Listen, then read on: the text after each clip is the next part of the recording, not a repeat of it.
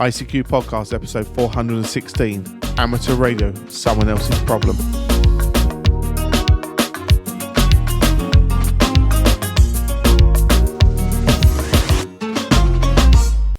Well, hello, fellow amateur radio enthusiasts, and welcome to this, our 416th episode of the ICQ Amateur Radio Podcast, supported this episode by an anonymous donor, and of course our monthly and subscription donors. In this episode, we join Martin M1MRB, Dan, Kilo Bravo 6 November Uniform, Caryn KD2 Golf Uniform Tango, Edmund Mike 0 Mike November Golf, and Ed DD5 Lima Papa to discuss and generate thoughts about the latest amateur radio news. Myself, Colin M6BOY, rounds up the news in brief, and this episode's feature is discussing amateur radio, someone else's problem. Now, we always say it's always wonderful to have your very kind monetary support to help us keep us on the air, doing the show that I hope you love, and we certainly enjoy doing, and as I say, keeping us advert free. So we'd like to thank our anonymous donor this month, along with our monthly subscription donors. Now, if you find value from today's show, we ask you to do a very, very simple thing. It's called the value for value model. We ask you to turn that value you got from the show into a monetary figure. Go to icqpodcast.com/donate, where you can select one of our options there or make one up yourself, which shows that value. Send it our way, and as I say, it goes to help us pay our bills and keep us doing the show that we love doing for you. Well, we're talking about that show. We're going to continue with today's show by joining Martin, Dan, Caryn, Edmund, and Ed to discuss and generate thoughts about what's going on in our hobby. And this will include a club supporting a build-along and FCC to vote on removing the symbol rate restrictions. As always, hope you enjoy. The ICQ Podcast. Come for a moment. Stay for an hour. Well, hi guys, and welcome to episode 416, the ICQ podcast, and tonight's news roundtable for that episode. Tonight, we have Mr. Dan Romanchik KB6NU. Hi, Dan. Good evening, everyone. Good to have you on board, and as I say, we had a good chat before we started, which was always pleasurable. Also have Caryn Eve Murray KD2GUT. Hi, Caryn. Hello, Martin. Hi, everyone. Yeah, good to hear you again, and I'm sure we're going to have some good ones. You've put some good news stories in this time. Moving down the list, Mr. Edmund Spicer in the UK with me, down there on the south coast. Hi, Edmund. Hello, Martin. Hello, everybody. Yeah, good to have you, mate. And last but not least, we have Mr. Ed Durrant DD5LP, who's not very well at the moment, are you, Ed? Yeah, just got the typical thing for this time of year, a bit of a cold. But good evening to everybody, and let's have a great show. Yeah, well, we hope to. Well, Ed, you mentioned this one to me, but I think it's quite a nice one to start with. But club opens arms to amateur radio community for a build-along. Now, I've seen these sort of projects before, and they're quite interesting, and you always learn from something like this. But the Isle of Wight Club are doing a build-along of a shortwave receiver. Ed, do you want to go first on this one? Yeah, can do. This has been organised by Roger G8NHG, who's the Secretary of the Isle of Wight Radio Society. He's also an author of a chapter in the RSGB handbook that's just been released. And in the handbook, there is this new receiver, a HF receiver, and instruction on how to build it all. And what Roger has gone now with the Isle of Wight Radio Society, they've set up a website for help, for updates to the firmware, for the electronics, and for general discussion. So they're really actually doing what I like to call a build-along, not a build-a-thon, but a build-along, so that people not only in the local radio club, but anywhere via the internet can actually start and build this radio together. So, you know, if somebody hits a problem, somebody else will be able to help them with advice of how to address that. And Roger's hope is also that after a while, some of the more experienced builders will have it finished and then decide to add something new, a new feature or a new component or improved component. And that will also go back up on this forum on the internet.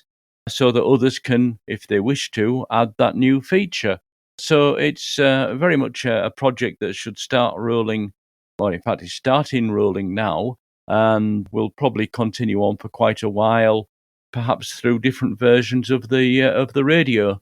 And being just a receiver, of course, is something that people without a license can also build and get the support in doing it. So I think it's really a good example of what a club can do to open their doors to help builders and amateurs, not only from their own local area, but also for actually worldwide, of course. Back to you, Martin. Yeah, no problems at all, mate. And it'll be a nice receiver. It's always sometimes nice to have another receiver on in the shack so that you can monitor more than the band you're actually on. And I know often we have got waterfalls now and we can look at multiple bands, but I think it's a nice little project. Dan, what's your thoughts on this one? Yeah, this is a great little radio. One little hesitation I have, it looks like it uses a lot of these IF coils that seem to be kind of unobtainium, but hopefully they found a source for them that will be able to supply everybody that's interested. But no, it looks like a great project, and I hope some other clubs pick it up. Do it. Yeah, as I say, you always learn a lot when you do these sort of things. Caryn, are you a builder or unlikely to have a go at this? You want to know something, Martin? I'm looking at this and I'm saying, gosh, where was this when I first got my license? No, I'm not a builder. And part of the reason I'm not a builder is there's nothing like this.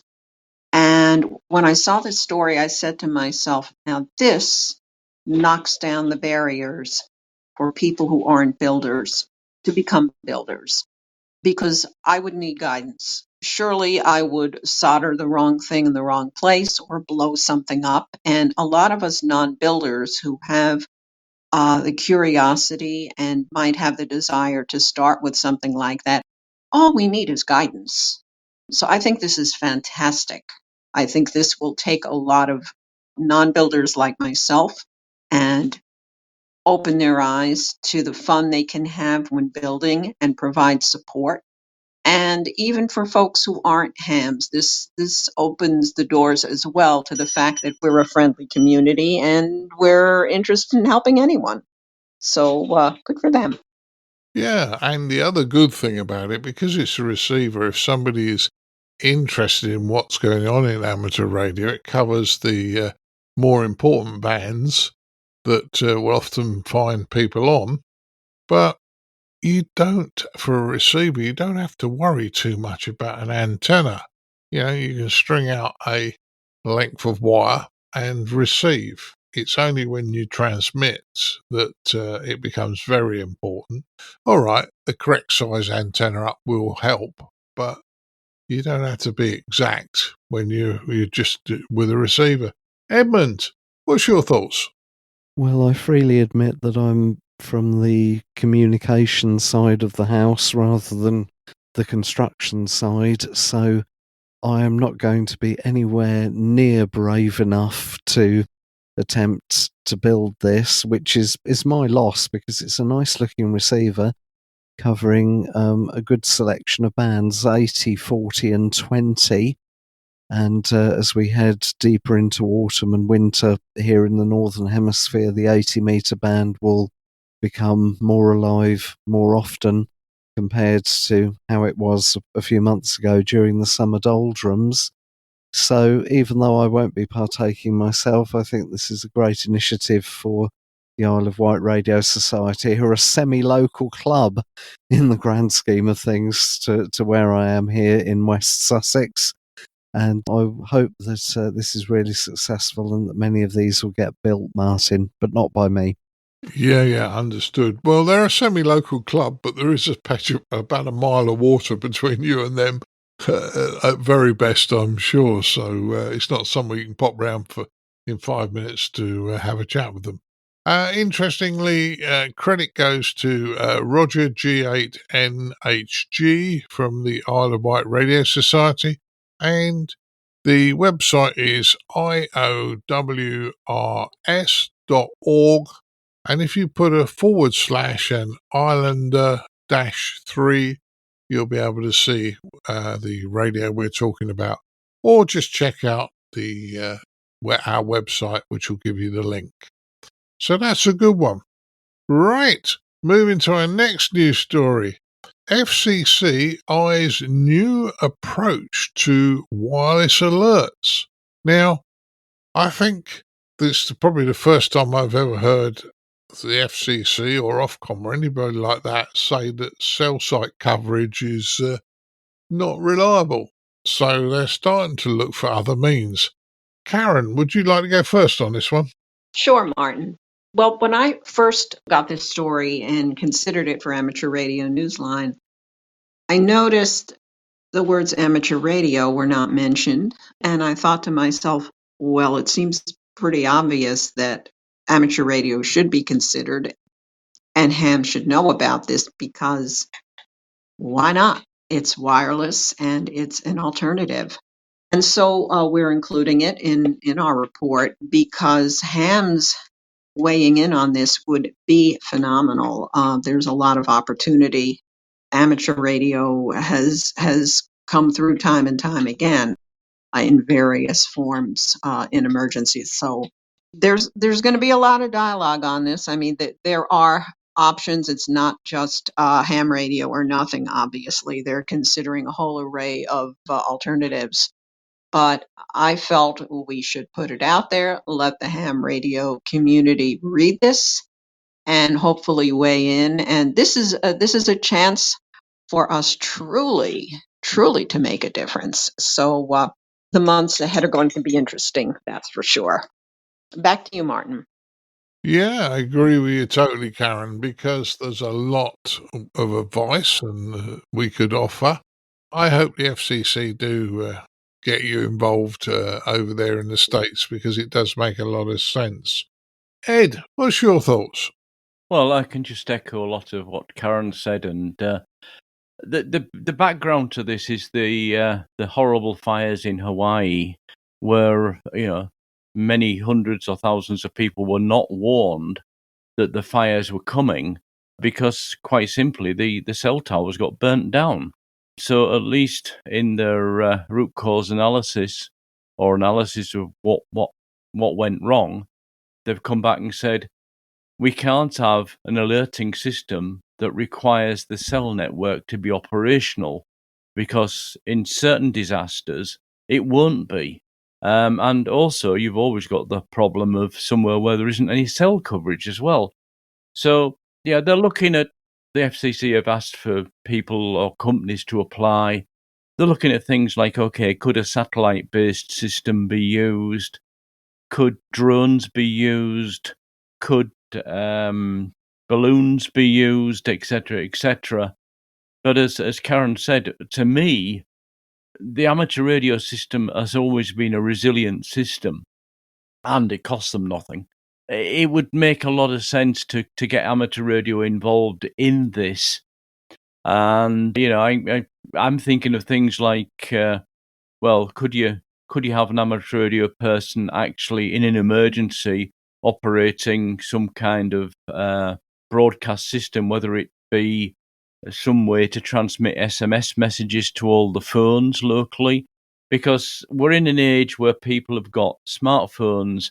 They don't necessarily have a radio, be it FM or AM or anything else. Having said that, of course, I've just remembered that, was it 10 years ago, a minimum requirement for a smartphone was that it has an FM radio chip inside it that uses the earphone cable for the antenna. So I think a lot of people may actually have FM radios in their smartphones. So maybe an FM broadcast system of some kind might be an option. But again, it's a start of discussions rather than them just saying, well, our system is using the cell phone network and oops, it doesn't work.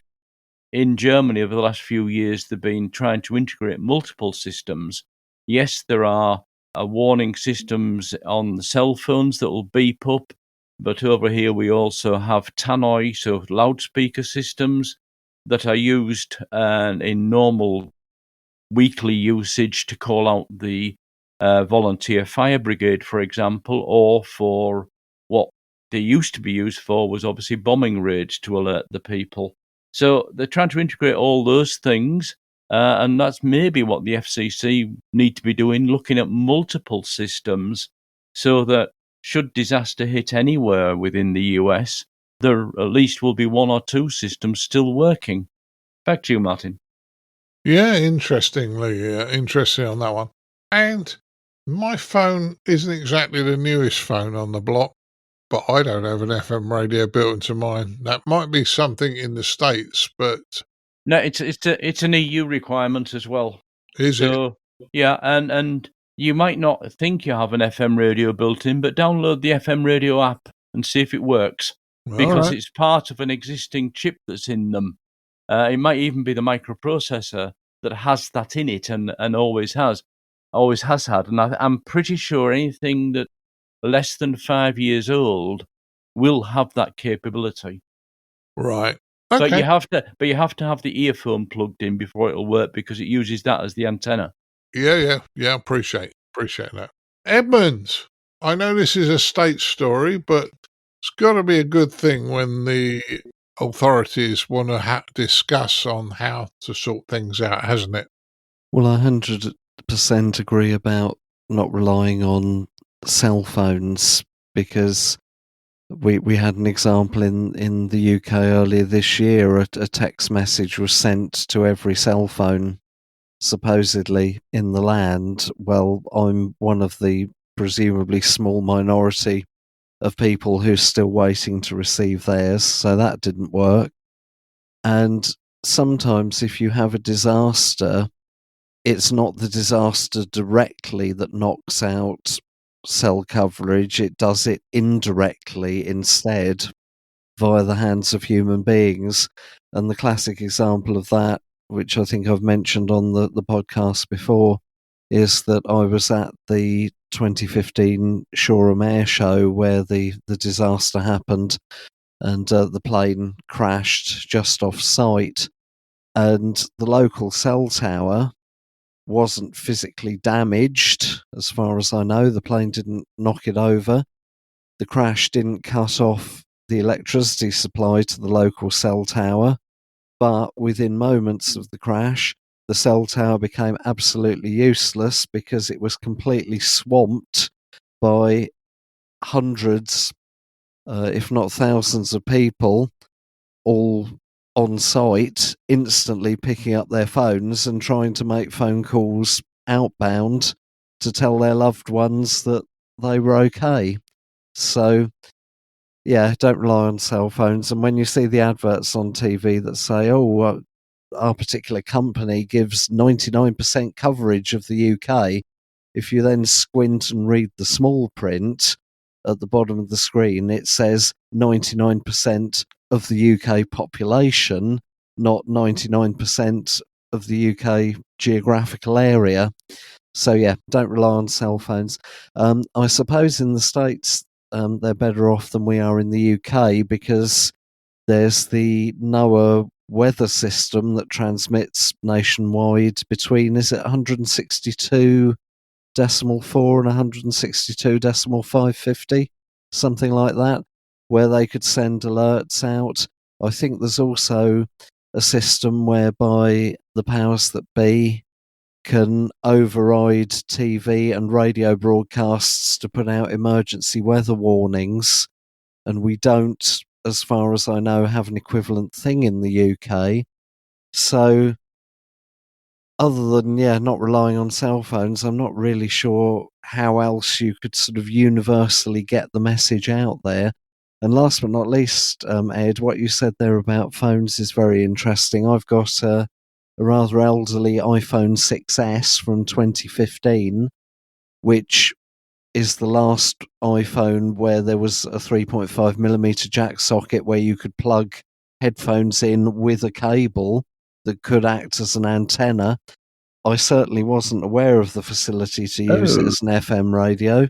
I will hunt around in the iStore or whatever it's called to see if I can find an app that will make it act as an FM radio just to see if it'll work. I do remember, though, from the 1990s using headphones as antennas for the FM broadcast band. I had a Walkman, I think it was, with an FM radio built in. And what I found was that unless you were in a very, very strong signal area, the cable on headphones does not normally make a good antenna for FM at all. So I wouldn't rely on that either. Back to you, Martin. Yeah, if I can just jump in on that, I think the bottom line in all this is as many modes as possible, I think, is what the emergency people need to have. And the intercepting TV and radio, yes, they have that in Germany as well as part of their emergency system. So as many possible, because, you know, if you have 9 possible ways to get to the people with the information and 8 of them fail, as long as you have that one and they get the information, that's all that matters. And failing that, there's always Channel 9 on CB. Perhaps we could bring that back. Yeah. How many people have CB, though? That's the problem. Dan, I know this is a US story, but have we left you anything to say on this one? Well, the only thing I have to say here is I'll be interested to see if the ARRL gets involved with this at all. You know, they're supposed to be our national organization, and you know, I've often opined here and on my blog that they should become more involved with these kind of efforts, and you know, sort of break out of the, I don't know what you want to call it, the ham radio bunker mentality on MCOM. So I'll be interested to see if they get involved at all. Yeah. Well, as I say, hopefully they will, because I think they'll probably bring something to the table. And certainly, if nothing else, probably herd amateurs towards the FCC to talk about this. Moving to our next news story, the FCC again to vote on removing symbol rate restrictions. Now, we've talked about this on and off now for the best part of a year, but it looks like they might actually going to be doing something along these lines. And if all goes well, they're just going to end up with a 2.8 kilohertz bandwidth limit instead of a symbol rate. Dan, I'm going to let you go first on this one. What do you think? Well, I think this is an excellent move. And one thing I'd like to point folks to who really want to get more involved with this or get more information on this is there was a great presentation by a group called Rat Pack here, and it's on YouTube. And I put it in our document here, and maybe you can also put it in the show notes. They explain sort of how this came about, and you know, all the efforts that have been going into this over the years. It sort of culminating with the introduction of a bill by this representative in Arizona, Debbie Lesko, and you know, we talked about that here on ICQ podcast. I don't know, a couple months ago maybe, and you know, we really weren't that hopeful about it, but that I mean, there is room for hope now, and like I say, it's the sort of the accumulation of all these efforts. You know, Debbie Lesko introducing this bill, the state of Texas actually contacting the FCC and saying that these limitations should be lifted. You know, even the ARRL asking for waivers during times of emergency, and you know how did that affect operations? Well, it didn't really affect operations at all.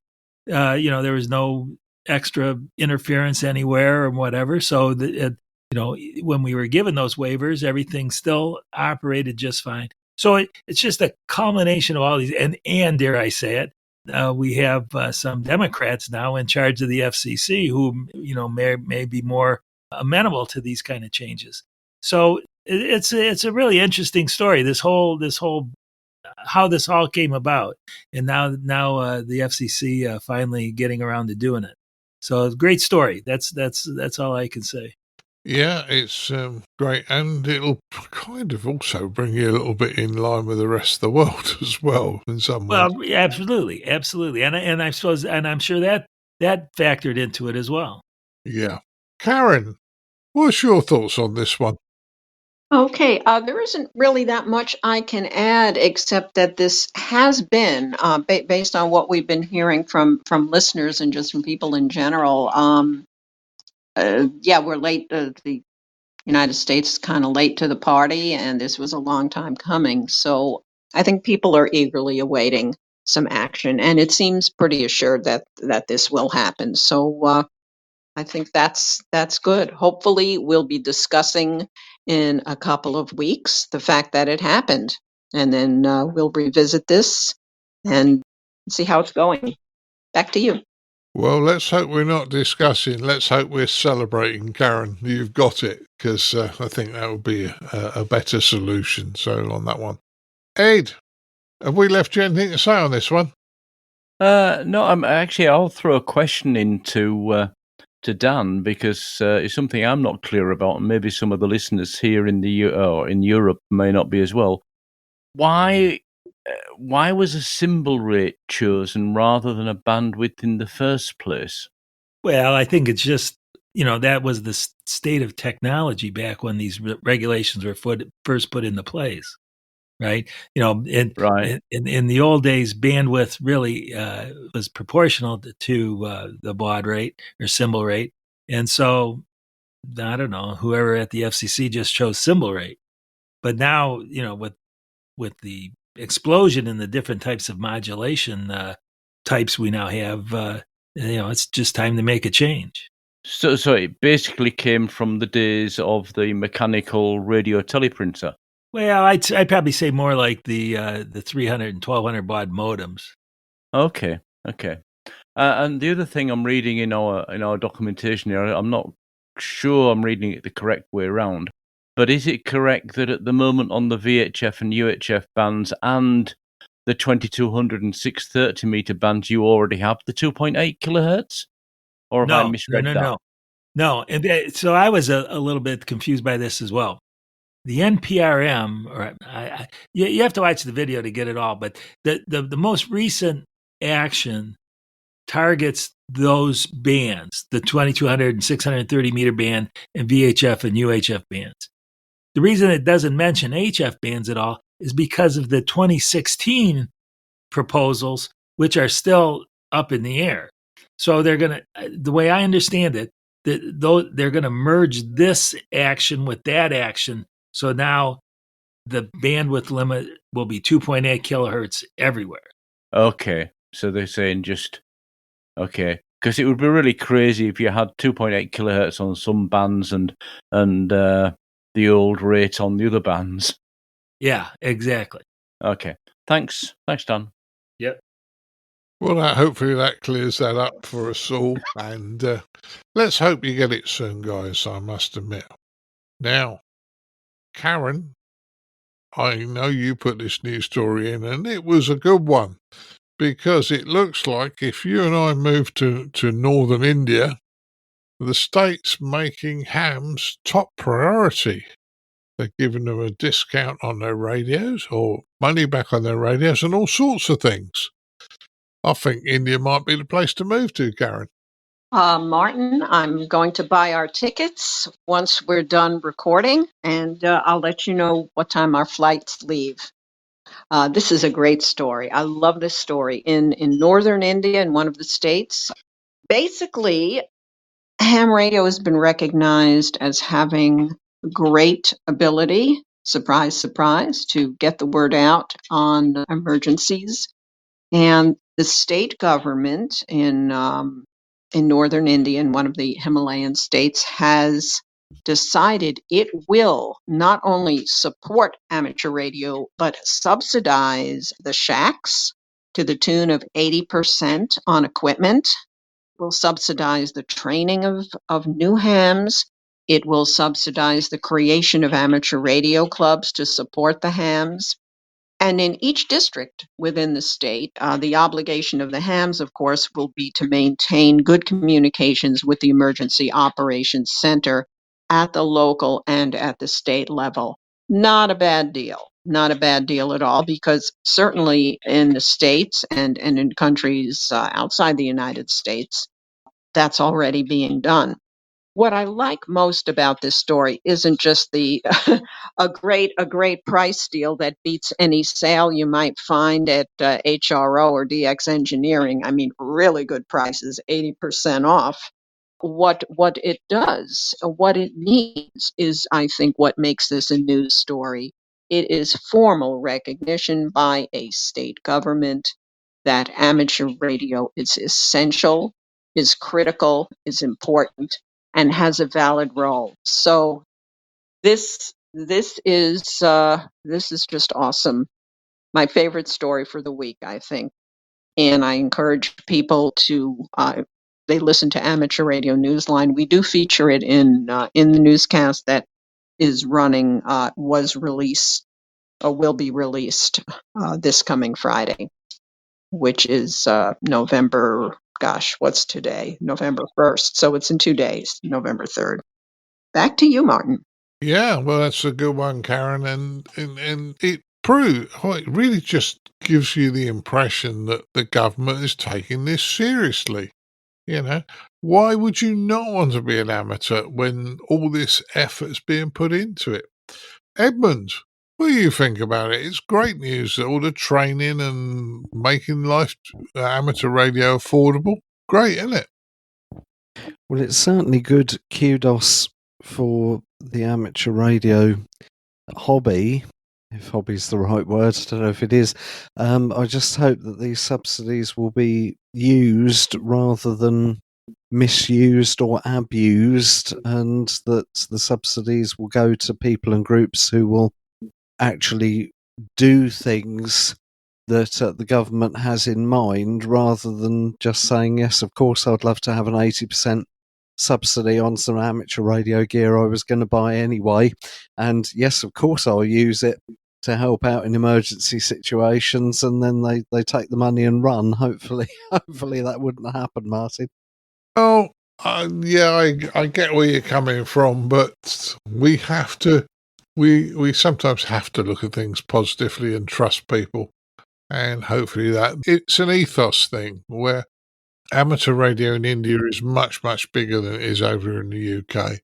And, in fairness, I don't think it will be abused basically it'll be a family thing. So I don't think it'll be abused. Dan, what's your thoughts?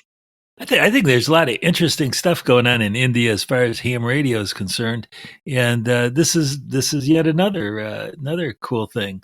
Maybe the other states, depending on how this turns out in this northern Indian state, maybe the other states will pick up on that too, and we'll have a real flowering of amateur radio in India. I certainly hope so. Well, let's say there's lots of interesting amateur radio stories and things happening in India. So I think we monitor it quite regularly, the four of us, and I think we just got to keep watching what's going on and supporting them wherever we can. It's quite a big change from even just a few years ago when you had to have the police come in and inspect your station before they issued a license. It's a lot of interesting changes there. Certainly is. Ed, have we left you anything to say on this one? Yeah, just a bit of background for the listeners. This state, apologies if I'm pronouncing it incorrectly, Himachal Pradesh is located up in the foothills and part of the mountains of the Himalaya mountain range, and they have had some horrible disasters over the last couple of years with flooding and also land moving and etc. And I think the reason behind this push from the local government or the state government to get more amateurs in there are not very many radio amateurs in that area. So, and the people who are there that may be technically inclined to take up the hobby just don't have the money. And I think that's the reason that the government's saying, come on, get going. We'll give you 80% of the costs of setting up your station back. We'll sponsor you with that. And alongside that, these radio clubs that are going to be established in schools. So it's also bringing youth as well as other people into the hobby because they simply need more radio amateurs in the area to be able to provide a service if further disasters happen, which unfortunately I think they're being honest with themselves and saying there will be further disasters. So the more communications they can have, the more lives they will save. If the amateurs aren't there to start with, they've got to do something about it to get amateurs there. And I think this is what's behind this particular push for this particular state. Whether other states in the area have as many disasters and therefore the same justification, I think in some cases yes, in other cases no. But generally, I think yes, it's showing a great respect for what the amateur radio service can do, and they're basically being proactive to promote amateur radio for their own reason, and a very good reason, to have the communications experts there when they are needed. Back to you, Martin. Yeah, as we say, when all else fails, amateur radio doesn't, and this is a good way of pushing more into amateur radio to make sure that you've got that sort of coverage if you need to in a disaster or an emergency, or even helping communities, in that sort of areas. Yeah, passing messages between communities. I mean, we've seen stories of hams who've found members of families that have gone missing for years. So I think it's a good thing. Right, moving on. I picked this one up and it said it was pretty much the end of Teletext service in Ireland. Now, Teletext service was the text you get at the top of the screen. It was transmitted in the flyback lines of your TV, and it was just news information. And in its heyday, there were hundreds of pages. Going back now, although I thought it had disappeared, Ed tells me it's still available. But obviously, sometimes broadcasters don't, or you can't find people to put the information up. Edmund, you must remember Teletext. Yes, and it was a British invention, I believe. I seem to remember hearing that the BBC Research and Development Department won various awards for it. So I think it started in the mid-70s, but it was only probably the mid to late 80s that it became widely available. And I remember getting our first Teletext TV and spending an awful lot of time looking at pages from CFAX on the BBC and Oracle, as it was up until the end of 1992 on ITV and Channel 4. And from there on, it was just known as Teletext.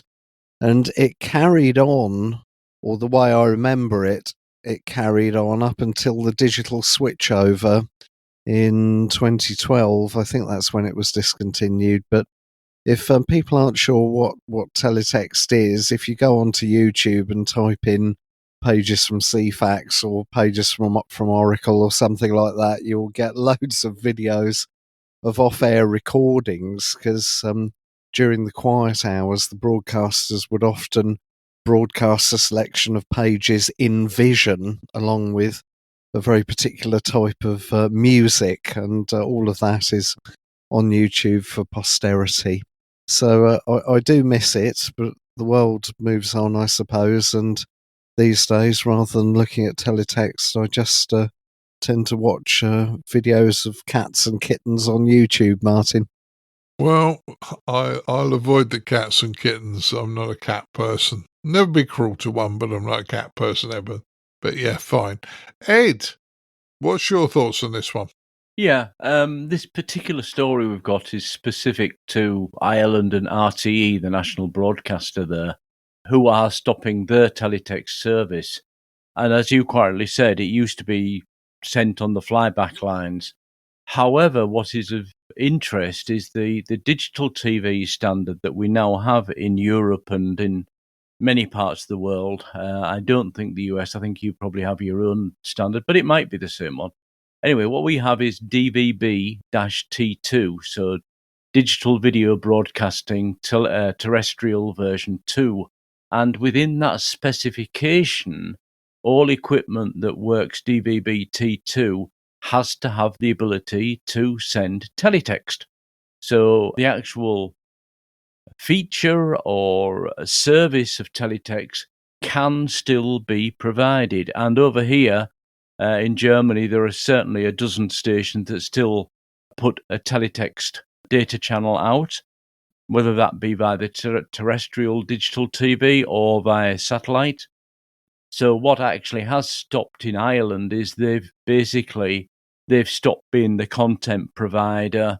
They haven't decided to switch over from their old analog system on their analog transmitters and put the content into the digital system. They've just decided it's no longer of interest. We'll close the service down, which is what I think has happened in the UK as well. But interestingly enough, not in Europe. So, what you see on the screen here, if you switch to teletext on your digital TV, looks just like it used to look with the same big block characters that we used to have on the analog TVs. Obviously, many, many, many, many more pages now. But, teletext isn't dead. There is digital teletext in digital TV. And various comments were made before we started here, but I think the key one was this was one of the first possibilities for the public to get access to information off the screen, so to speak, and choose what page they wanted to look at and so on, before the internet really took off, and where people would go and look these days to a web page. Back in the early days of teletext, you'd go into the index and see if you could find anything in the teletext. Or later, if you're in France, Minitel and Prestel and various other similar systems where there was basic data and information on home TV screens or mini terminals and so on. It really was the start of the information revolution. Back to you, Martin. Yeah. Well, I remember working on it back in the 70s and 80s. So, it brings back fond memories to me. Caryn, over there in the States, did you ever have this sort of system, text pages that you could bring up on your screen? Gosh, not that I'm aware of, Martin. This is fascinating to hear about, but I don't know that we've ever had that. Back in the day, we had something called a video text, which I think may be something different, because at the time the newspaper that I was working for got involved in that. That didn't last very long, but I think in this case we may be talking about something entirely different. So this is really beyond anything I might I might fully understand. Sorry. Yeah, no problems at all. Well, over in the States, I believe you're on 525 lines for analog TV. Yes, We were that's right. 625. And basically, the first few lines of transmission, just explaining very quickly, crudely, I know, the first few lines of transmission, there were a couple of lines of which they transmitted a digital signal on, which was above the picture. So when you adjusted the height on the TV for full height, you didn't see these lots of dots and dashes running across the top of the screen. And they used to decode that, and that's where they used to put the text. So interesting little subject, but not probably in vogue today. Moving to our next news story: saved by 2 meters. Now, I don't think I can do it as the justice that Caryn did in the pre-chat. Caryn, do you want to tell us what went on here? Absolutely. Or we can call this the case of the life-saving 2-meter mobile radio. There are a lot of places in a lot of countries where, of course, it's remote and rural and not served by very much of anything in terms of wireless services. And certainly here in the U.S., we have areas, no exception to that. In the state of New Jersey, here on the East Coast, there are even quite a few zones like that. So I spoke. I actually got to speak with this gentleman on the phone for our Newsline story. He was out doing a POTA rove, and he was on his way to get some equipment, stop at the store. And the weather had been bad just a few hours earlier, and he happened upon a single car accident. Front end of the car was messed up pretty badly. The driver's airbag had been deployed. And so he very quickly reached for his cell phone, and guess what? No cell service, nothing. There was really no way to get help. And some cars, especially some of the new cars, in fact, if you have a button above the driver's head, you can summon help that way too. But there was really no service. And when he realized his mobile phone was not going to be of any assistance, this is a ham who always has with him, and this is just routine what he does. He has his dual band radio in the car, and wherever he travels, he always researches in advance the settings for all the repeaters in the area. So if he needs to hit a repeater, he can. And so in this case, that's what he did. He went on the local repeater, and the ham who was listening just had the repeater on, happened to be a police officer, and was not on duty, was not in his car, in his police car at the time, but he was able to get word to the precinct, and there was assistance sent so that this driver could receive aid. An ambulance was sent very shortly thereafter. What makes this even better is the fact that this ham who had the mobile radio also was running APRS, and since he was in a part of New Jersey that he's not familiar with, he was doing POTA at some parks that he'd never been to before. He couldn't really, there was no GPS that he could, but he had APRS, and he said to the police officer that he'd reached on the repeater, "You can find me on the web. You can find me at APRS." And sure enough, he pinpointed him right down to the exact location. Happy ending. Happy ending. So the lesson here, of course, once again is, it doesn't have to be a mudslide, a landslide, an earthquake, or any other disaster. Sometimes something as simple as a motor vehicle accident, which needs attention because there might be somebody injured, and that person might need assistance, and time might be of the essence. You've got your 2-meter radio. You've got a way to get the word through, and what a great example of what it means to be prepared and to have your radio with you at all times. So another way ham radio is doing the right thing for folks. Back to you, Martin. Certainly is, Karen. And, it's not just the ham radio that's doing it, it's having the awareness to take your gear with you, which I think is the really good thing on that. Edmund, do you want to go second on this one?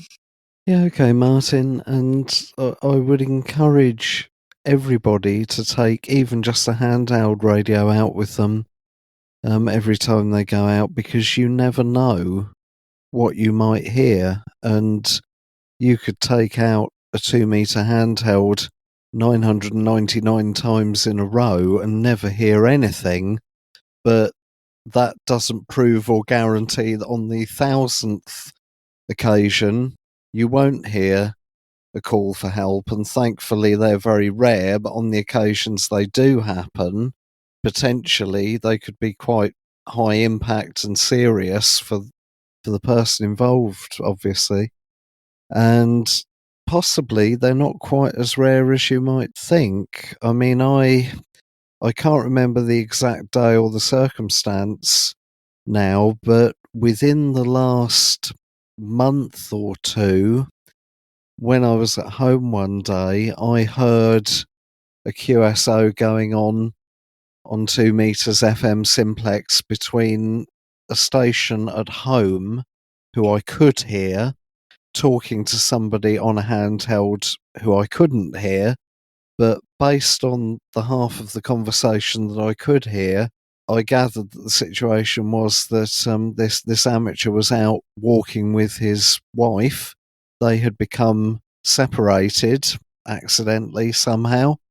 The amateur had left his mobile phone at home, and of course you can have all the cell coverage in the world you want, but it's useless if you leave your phone on the kitchen table before you go out. And this amateur was getting quite nervous and called for assistance, and I don't think a call actually went into, is it 105, the non-emergency number? I think is it 105 or 101, whichever it is these days, which is like one step down from 999, which is the equivalent of 911 in the States. So I gather from listening that it was a misunderstanding, and this couple were reunited ultimately without any problems at all. But this amateur who was at home was getting ready to put a call in to the emergency services to report a missing and potentially vulnerable person. So you might think it's really rare to hear calls for assistance, but it might not be quite as rare as you think. And particularly if there's bad weather like we're just about to have in the UK at the time of recording, Storm Caryn is going to hit in the next few hours over large swathes of the south of England. Mainly strong winds, but quite a lot of rain as well, falling on already saturated ground. And we've already got floods and roads closed not too far away from here. So once that's gone through and I venture outside again over the weekend, I'll certainly take a radio with me, and we'll be listening out for calls for assistance if people are flooded or stranded, or if their cars have stalled in deep water, that kind of thing.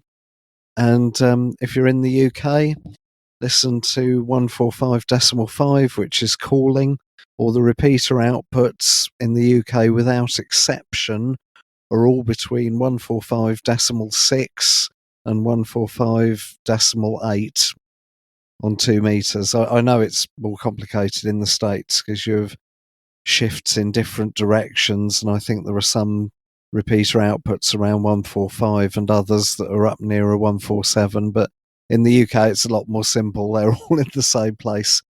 So yes, keep your ears open, and as a famous American TV presenter once said, take care of yourselves and each other. Back to you, Martin. Yeah. Well, I mean, you've just given us a second example of why you should take a handy talkie with you, or at least a handy talkie with you. And obviously, yeah, I'm really pleased this lady got saved. Dan, what's your thoughts on this? Well, I think that after reading this, I should start taking my HT out for POTA activations. I haven't done that in the past, and I'm going to start doing it.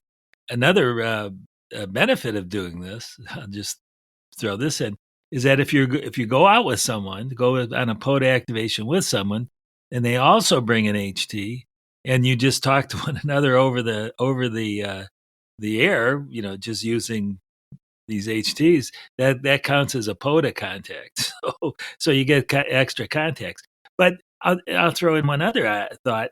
There is something called the Amateur Radio Wilderness Protocol, and I was just trying to look it up here quickly. But what the idea is to listen on 146.52 at specific times during the first 5 minutes of the hour. And if you have a problem, you can call out during those times. And if other people are listening, and we can I could set up my HT to listen on those frequencies, then you might catch someone that does need help. And as Edmund says, that may be more often than you think. So I guess the bottom line here is that this is a good reminder to do things like that, and it just helps you to be as safe as possible. Well, you just raised something in my mind, Dan. When I used to go to the HMS Belfast, there used to be a clock on the wall there, and mariners would know more about this than me. but there was 2 5-minute segments and 2 green 5-minute segments, red and green. And I was told they were the times when you weren't supposed to transmit. You were always supposed to listen, because anybody in distress needs a clear channel for those few minutes. So, yeah, I mean, that's certainly interesting. Yeah, maybe we ought to. Well, you're always supposed to listen before you transmit anyway, and there's often far more people listening than transmitting. But it's a good one. Yeah, just I would suggest people that want to know a little bit more about this wilderness protocol, just do an internet search for amateur radio wilderness protocol, and a bunch of references come right up. So, yeah, just a good thing to do and something that, especially if you're doing POTA, I've run into times where I didn't have cell service, and yeah, good. It's a good idea to do. Certainly is, because it also gives you another contact, as you said. Or if HF's bad, you might get half a dozen on 2 meters. There you go. Yeah.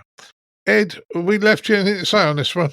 Yeah, I can just expand on something that Dan's talking about. The Wilderness Protocol in the US. Been around quite a while, and another of our podcast friends over at Ham Radio Workbench, George, is actually working on technology to bring in a new Wilderness Protocol replacement, if you like, based around specific tones and frequencies put into local repeaters. So it would actually be a system inside the repeater controller, if I've understood correctly, which would mean that you don't have to wait till 5 minutes to the hour or 5 minutes past while you've got your broken leg or somebody stuck in an accident somewhere.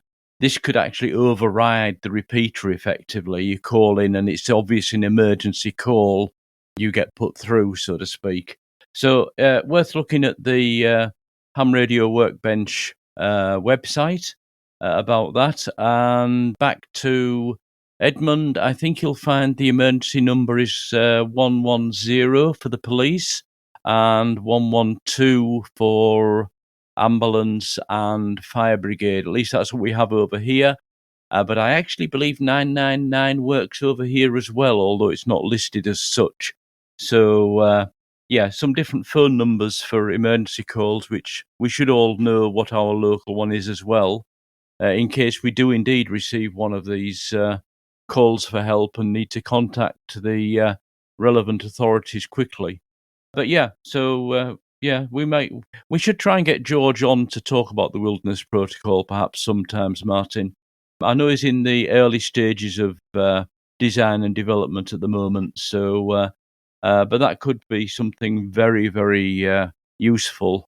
And of course, he's targeting the US for that, but there's no reason that couldn't be something that would then be adopted worldwide. Back to you, Martin. Can I just pop in at that stage?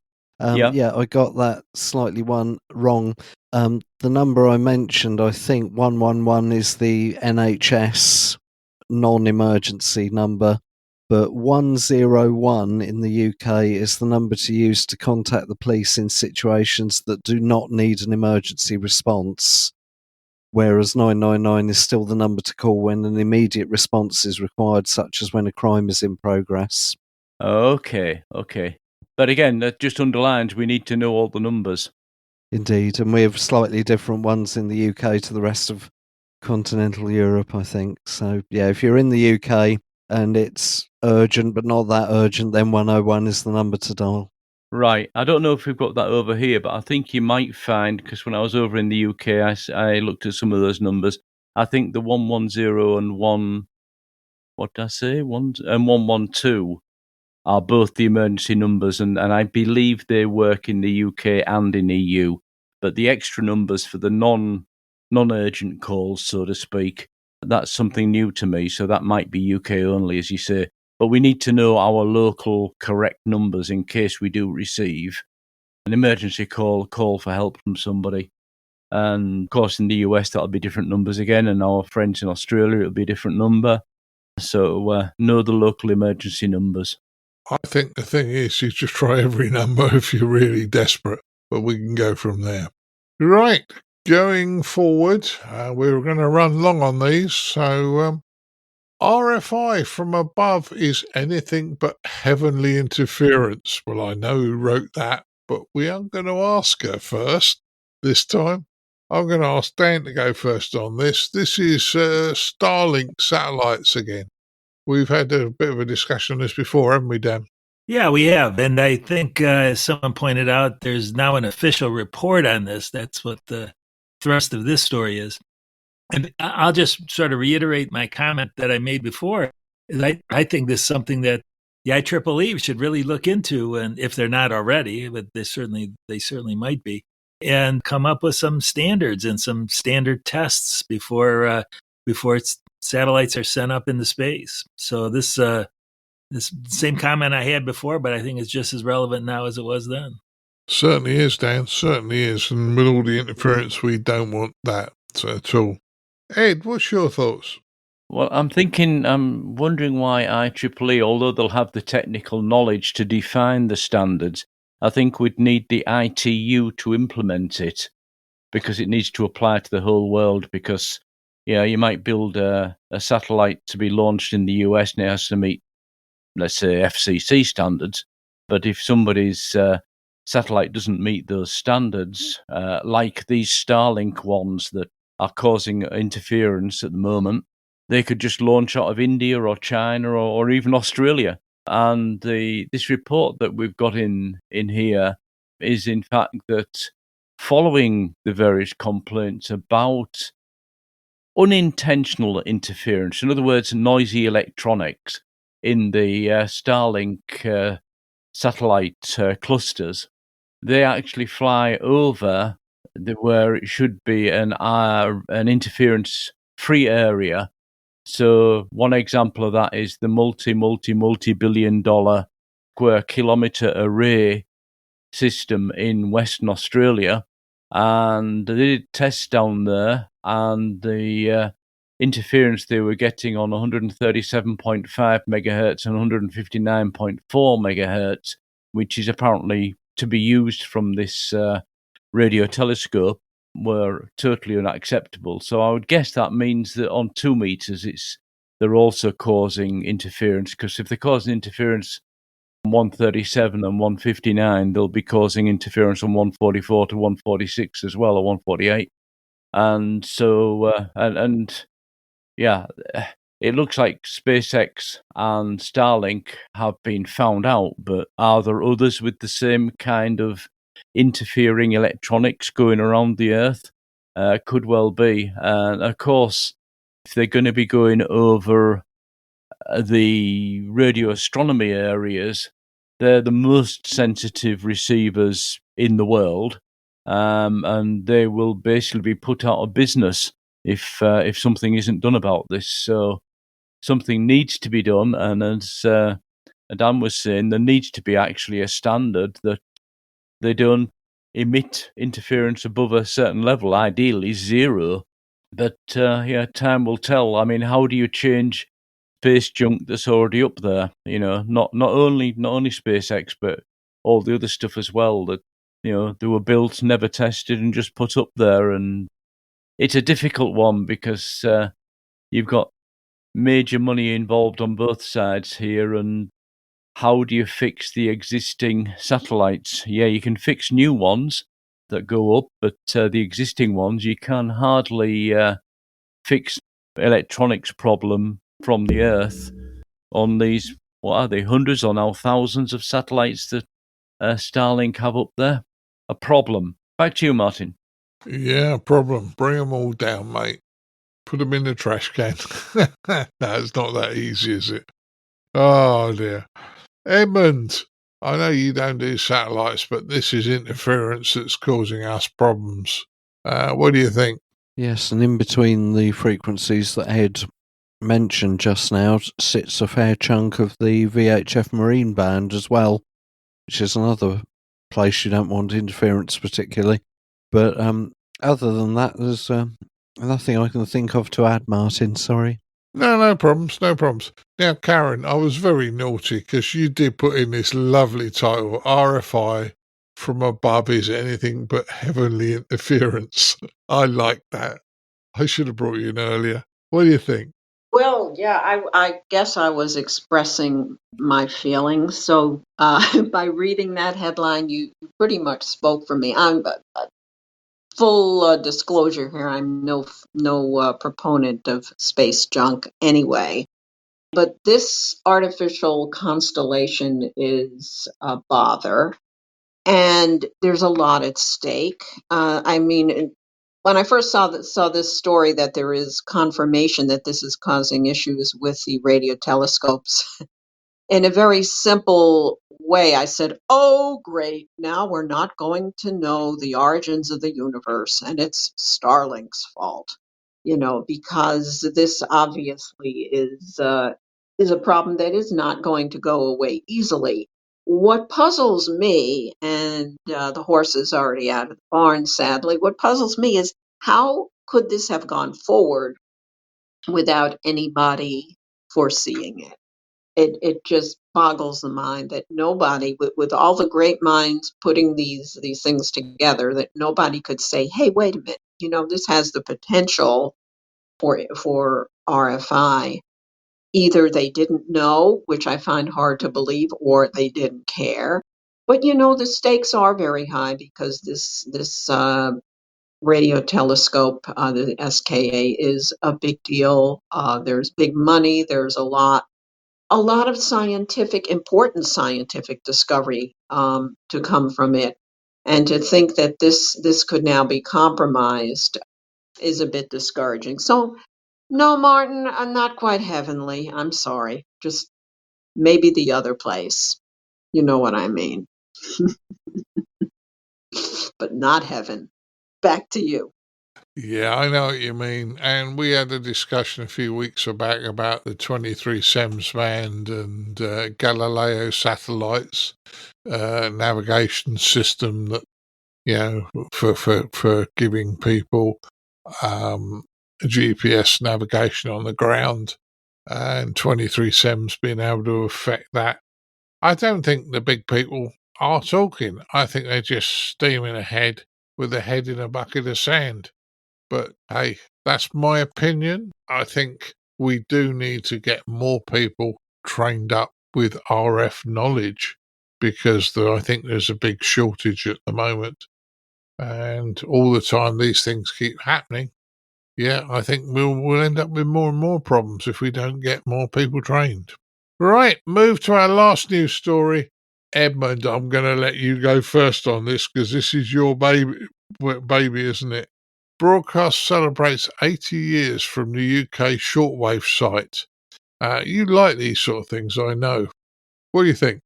Yes, indeed. And Wooferton is the last remaining HF broadcast transmitting station in the UK. And if you want a video tour of it, the latest edition of the TX Factor, which came out earlier in 2023, has quite a long section dedicated to visiting the site, so it's well worth watching. I could wonder if this broadcast was arranged relatively last minute, because the first I heard about it was the day before it happened, and I read about it on Idun Ritz's excellent mediumwave.info website. Apologies to her if I've mispronounced her name.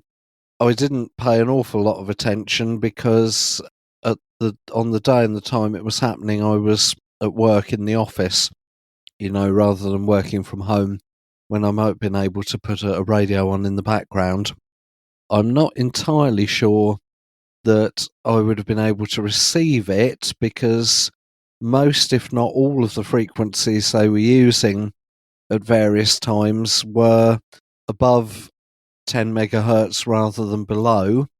So from my location relative to Wooferton, I suspect that many of them would have gone over my QTH and I would have been inside the skip distance. So I'm not convinced I would have been able to receive the transmission, very well anyway. but I gather there is a recording of it out there somewhere on the internet, so at some point I will get round to listening to it. And this is probably a unique broadcast because hitherto Wooferton has transmitted programs provided by other broadcasters, most notably the BBC, but many others as well. So they've always been a transmission facility for other people.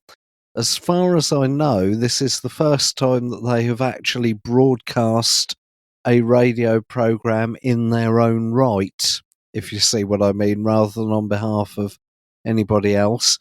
So I'm very pleased that they were able to get permission to do this, assuming they did get permission in advance, rather than, going down the do it first and seek forgiveness later kind of route. No, I'm sure they didn't do that. So yeah, probably a one-off broadcast, and I just wish that I'd been around to hear it, Martin, but I'm very pleased to hear it happen. Back to you. Yeah, well, it was nice to celebrate 80 years, and interesting transmission site. Caryn, I know this is a UK story, but did you pick this one up at all? Oh, yes. We had our correspondent, Jeremy Boot, G4NJH, read this, and we love stories like this. I have to say, this is a great kind of event. We've had a number of them here in the States that are very similar. The first commercial, I believe they were celebrating, don't hold me to the details, I think it was KDKA in Philadelphia. I think when that went on the air, there were hams who had a special event for that.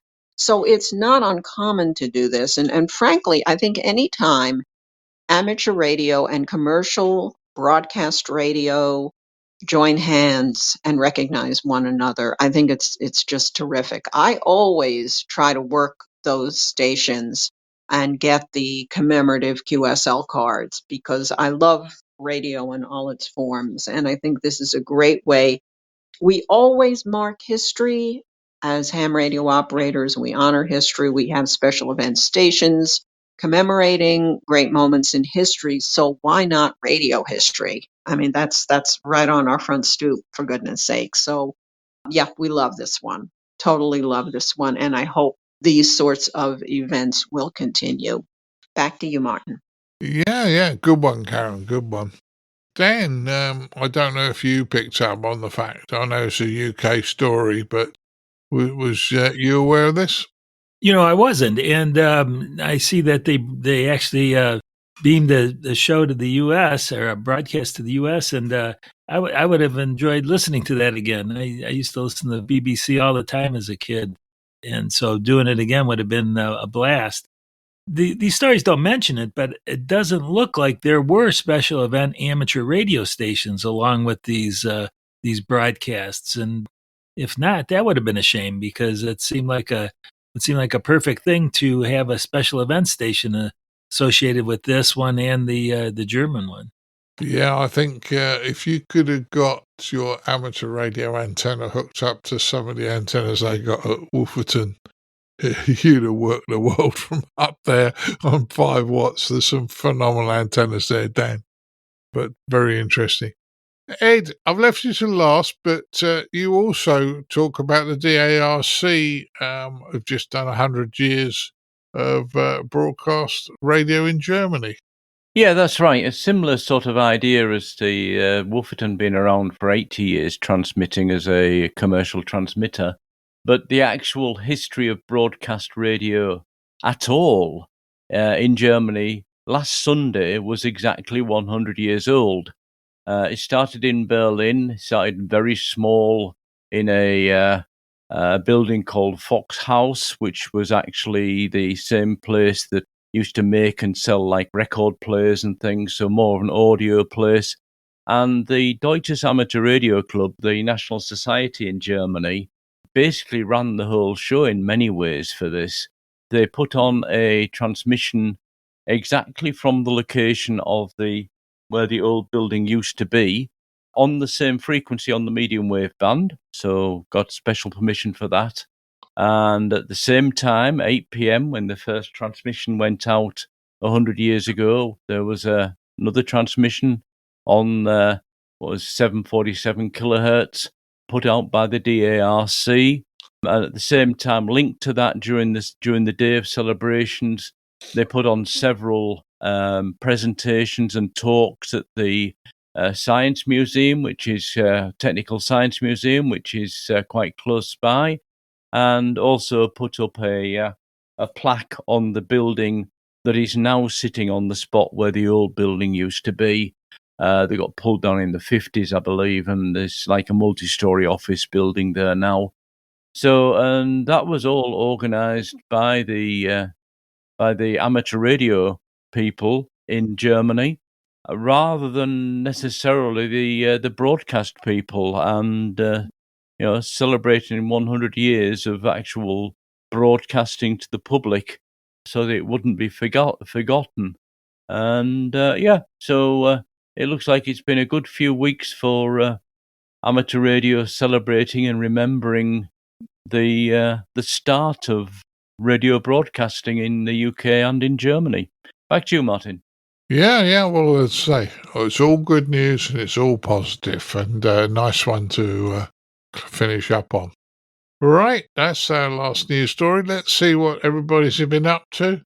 So, in true gentlemanly fashion that I try to project, Caryn, ladies first. Thank you. Thank you, Martin. I promise you great excitement in my report this week. In fact, I want to tell you that I got back to the QTH just in time to get recording with the rest of you guys, because I was out for a very rare but very enjoyable midweek POTA. Temperatures are a bit chilly, so this was done from inside the car with with a blanket, because I love POTA, but I'm no fool. And made some nice contacts. No DX today, but a lot of good contacts, pretty much nonstop. The activation was in a park I go to when I don't have a lot of time, Trailview State Park here in New York, and I was able to enjoy the gorgeous foliage. And let me tell you, this is the time of year that POTA, any outdoor radio, honestly, is at its best. Regarding special events, which I love, I was unable to participate in one that I really had been looking forward to for Halloween, but I had other responsibilities unexpectedly over the weekend, so I didn't activate for what they call the Headless Horseman event, which is a tribute to Washington Irving and the legend of Ichabod Crane, which is a true Halloween classic. So I did not participate in that. I'm told that was an event that was rather challenged anyway on account of this being a contest weekend. So it was a bit of a struggle for folks. However, I had the absolute pleasure of, for the second year in a row, being part of the Zombie Shuffle, which is a QRP event. And I don't do a lot of QRP, but zombies apparently don't operate with a lot of power because they're zombies. So 5 watts is it. And this is a CW event, and you basically get on the air and you look for other zombies. So I was able to participate in that as well. That was really fun.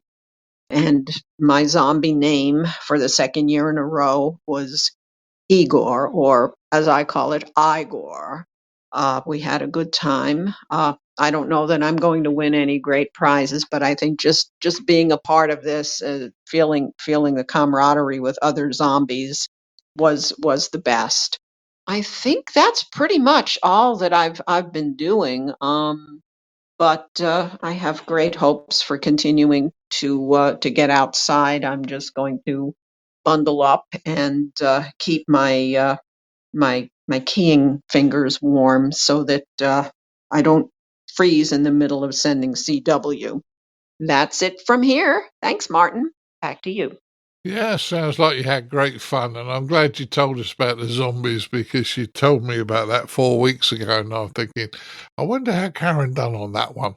But it would be no good for me, Karen, because I don't do CW. I'm a failure. I'm a failure, Dan and I. But what have you been up to, Dan?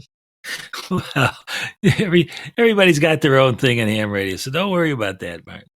But so I've been doing POTA too, and Caryn mentions cold weather. Well, it's cold here now in Michigan. In fact, we got just a dusting of snow last night. But last week was like summertime. I mean, temperatures were in the 70s, and I did a couple of POTA activations last week, and it was beautiful. But I don't know. I don't know. The weather change does not bode well for the future activities over the next 3 or 4 months.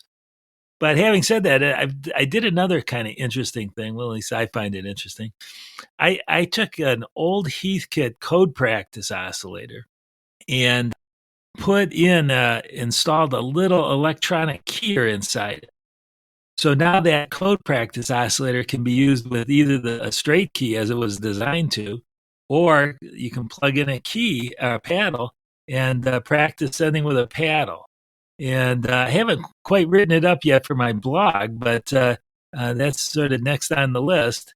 But kind of a fun little project. So now I have a Heathkit code practice oscillator that you can use to send with paddles. And watch my blog for an explanation of how I did that.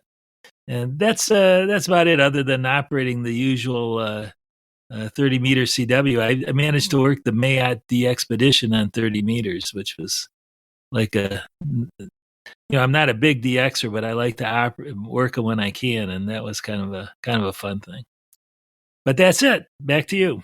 Well, you've been on the air and you've been having fun. I can tell the fun in your voice that you've enjoyed yourself, which is what it's all about, Dan. It's all about. Ed, what have you been up to? Well, obviously the RSGB convention is something I've done since the last time we were on the program, and that was quite enjoyable.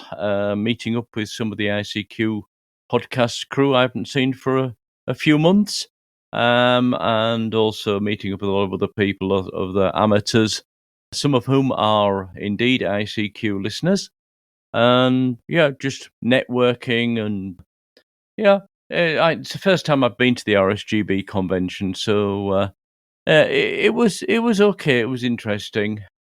I think the memories I got from it, unfortunately, would be the day after trying to get back home when the rail strike hit, and I got mixed up in. Sorry, not the rail strike. A rail failure hit in Euston, and not Houston, London Euston. Which caused chaos on the rail network for me trying to get back to get my flight. So bit of a stressful day, but the convention itself was enjoyable. I'm still working on my 20 meter and 10 meter wire beam. I've got the traps wound and installed, but the other problem I've got at the moment is, you may hear in the voice, I've gone down with the cold, and it means I've got to get rid of this before I can get out and do anything else. I had planned to do a HEMA, WWFF, POTA and SOTA activations this week, all of which I've had to cancel. It's a bit of a shame, so to wait till the weather's okay again and get out and do some more portable operations, possibly using the new antenna once I get it trimmed to length again. So that's about it, and looking forward to get a few more things done before the winter hits. Back to you, Martin. What have you been doing? Well, I've been doing a fair bit, not so much, but let's hear what Edmund's been up to. Edmund, what have you been up to since we last spoke? Well, at the end of October, I took part in JOTA, Jamboree on the Air, and that was a really successful day.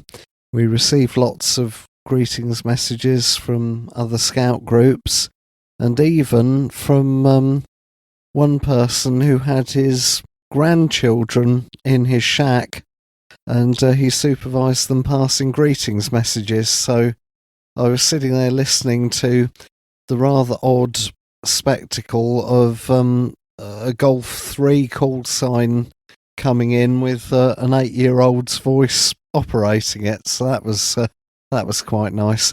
But the highlight above all was that we received a call from Golf Bravo 3 Romeo Sierra, which is the National Radio Centre at Bletchley Park.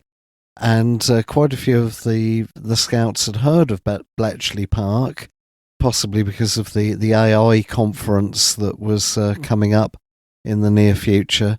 But several of them got really excited, and a couple of them seemed really, really interested in amateur radio. So we've possibly got a couple of operators there for the future.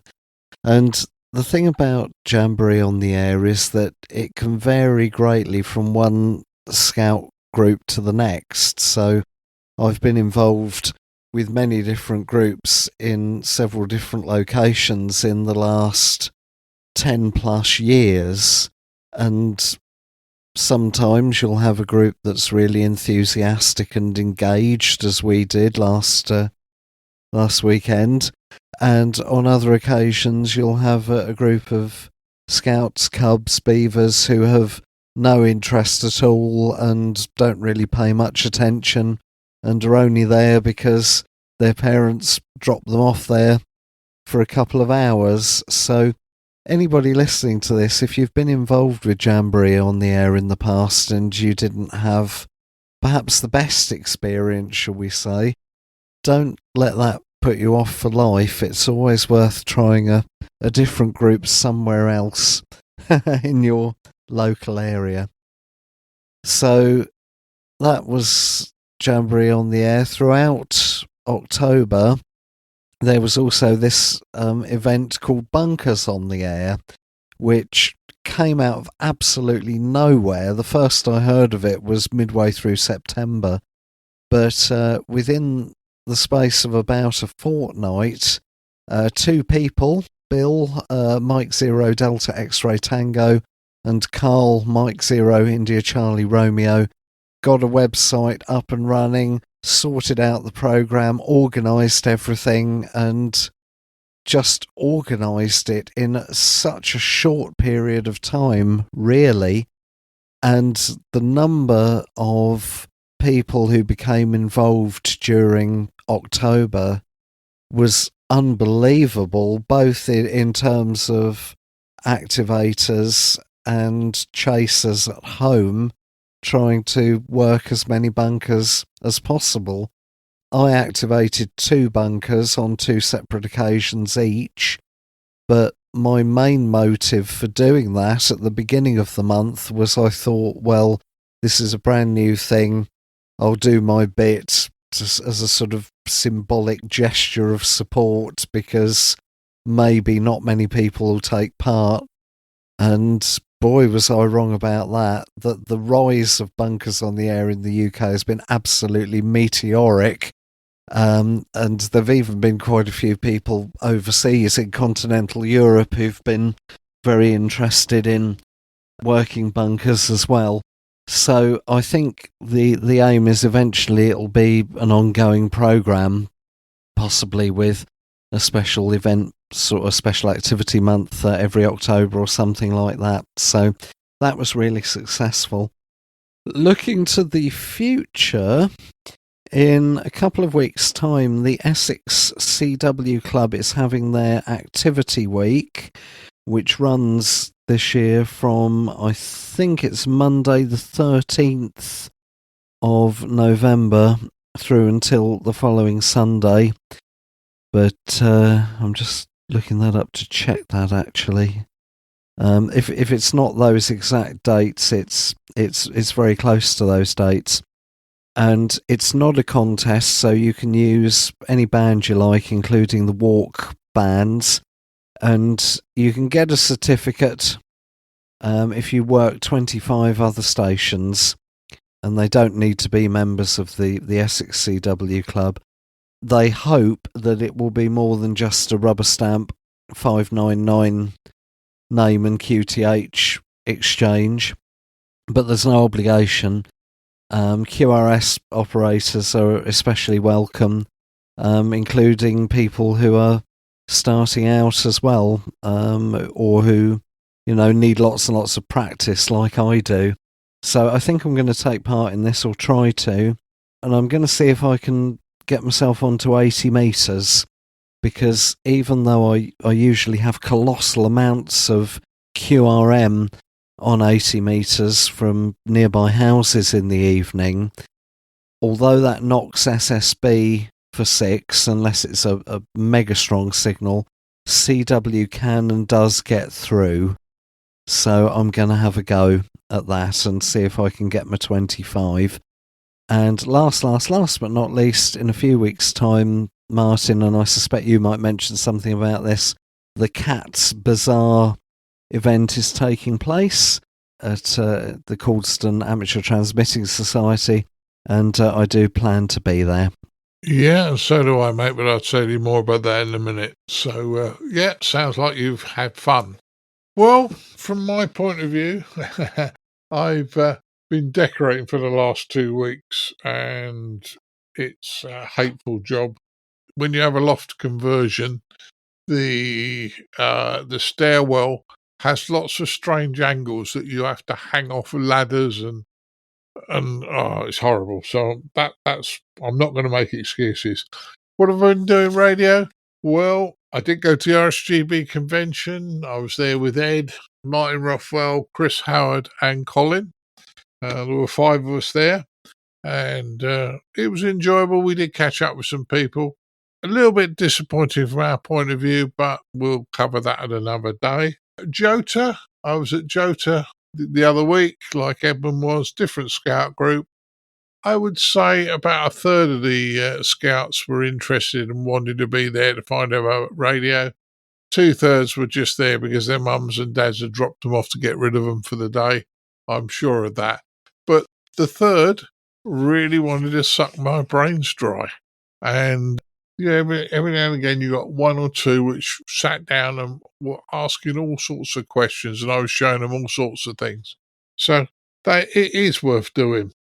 Have been doing a reasonable amount of mobile operating, and like I always do. And one of the other things that I have done is I've got a Heil microphone, which I bought many years ago, and it's got the 2 inserts, the HC4 and the HC5. And I thought, I don't know, why can't I put it on my IC 9700 or my 7300? So, yeah, right, you can go off and buy a cable. Well, I decided to do it the other way. I bought a 4-pin XLR plug and an 8-pin plug for the microphone connector. Worked out the wiring, and I'm now able to use my Heil microphone on my ICOM rigs. Now, you do have to set the microphone gain and things like that a lot higher than you would on the Electrac, because the input's designed to have an Electrac mic on it. You've got to isolate the voltage off, and you've got to just turn the gain up. But I've actually had contacts, and it works quite well, so I'm quite pleased. And I think it cost me, I had some 5-core cable down the shed and a couple of plugs. Probably the cost of doing it myself was about £5 or £6. So, interesting little way of getting it to work. And I had to find the wiring details of the microphone and things like that. But once done, it works.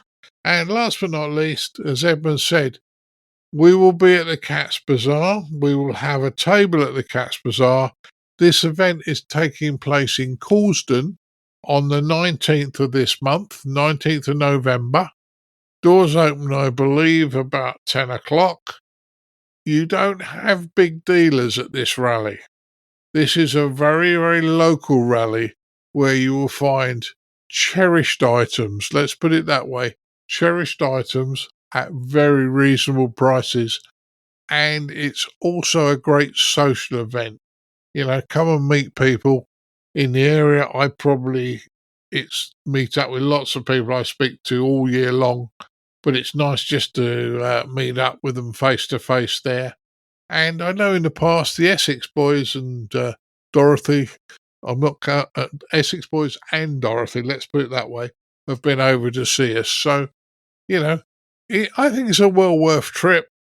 You won't find the big dealers and you won't find the radio manufacturers there, but it's certainly a very pleasurable rally to go to. So ICQ will be there. We've got a special events table and we'll chat to people as they turn up. So that's what I've been up to. Not so much radio, but hopefully we'll do a bit more as the days move on.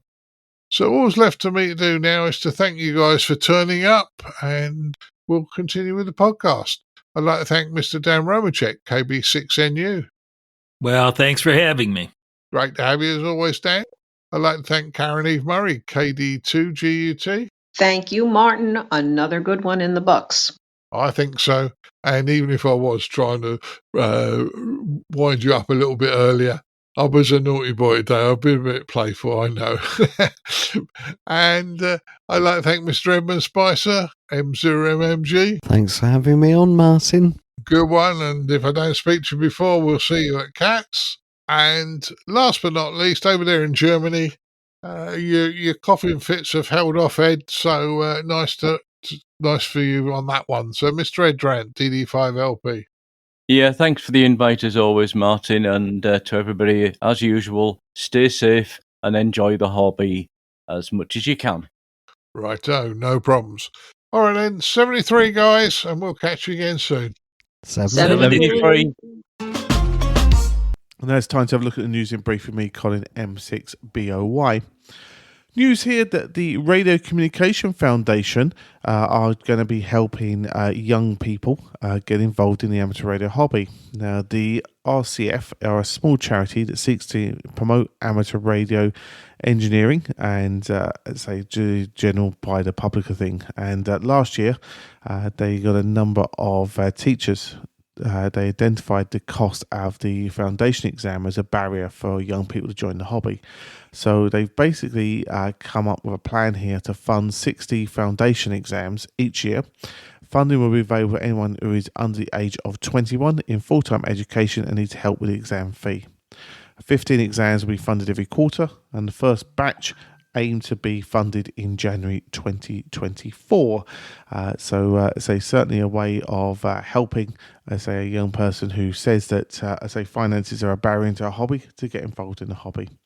There's a simple online application form to fill in, and you can find it on the group's website, commsfoundation.org, or in the meantime, you can email rcfsecretary@commsfoundation.org, and as always, we'll put all the links and information on this on the ICQ podcast webpage for you.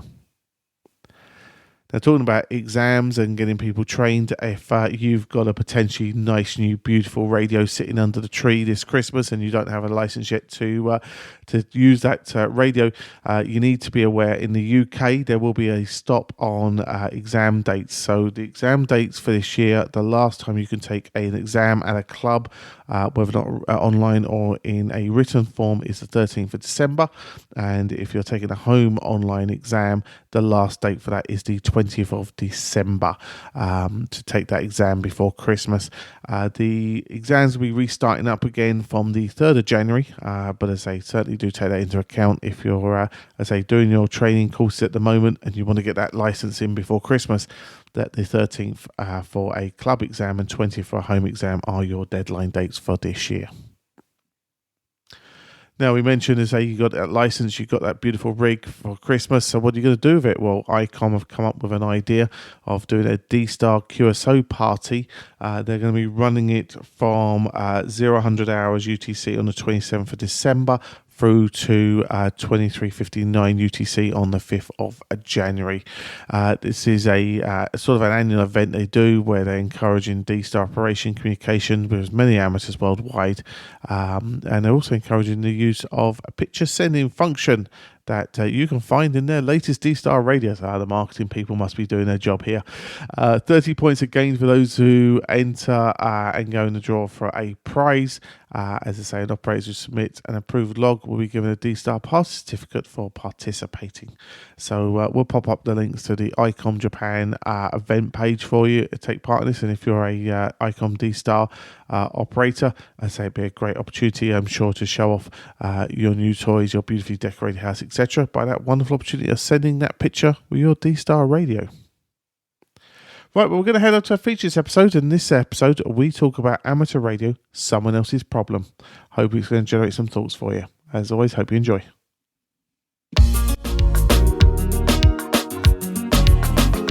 And now, what you've all been waiting for, this episode's feature from the ICQ podcast.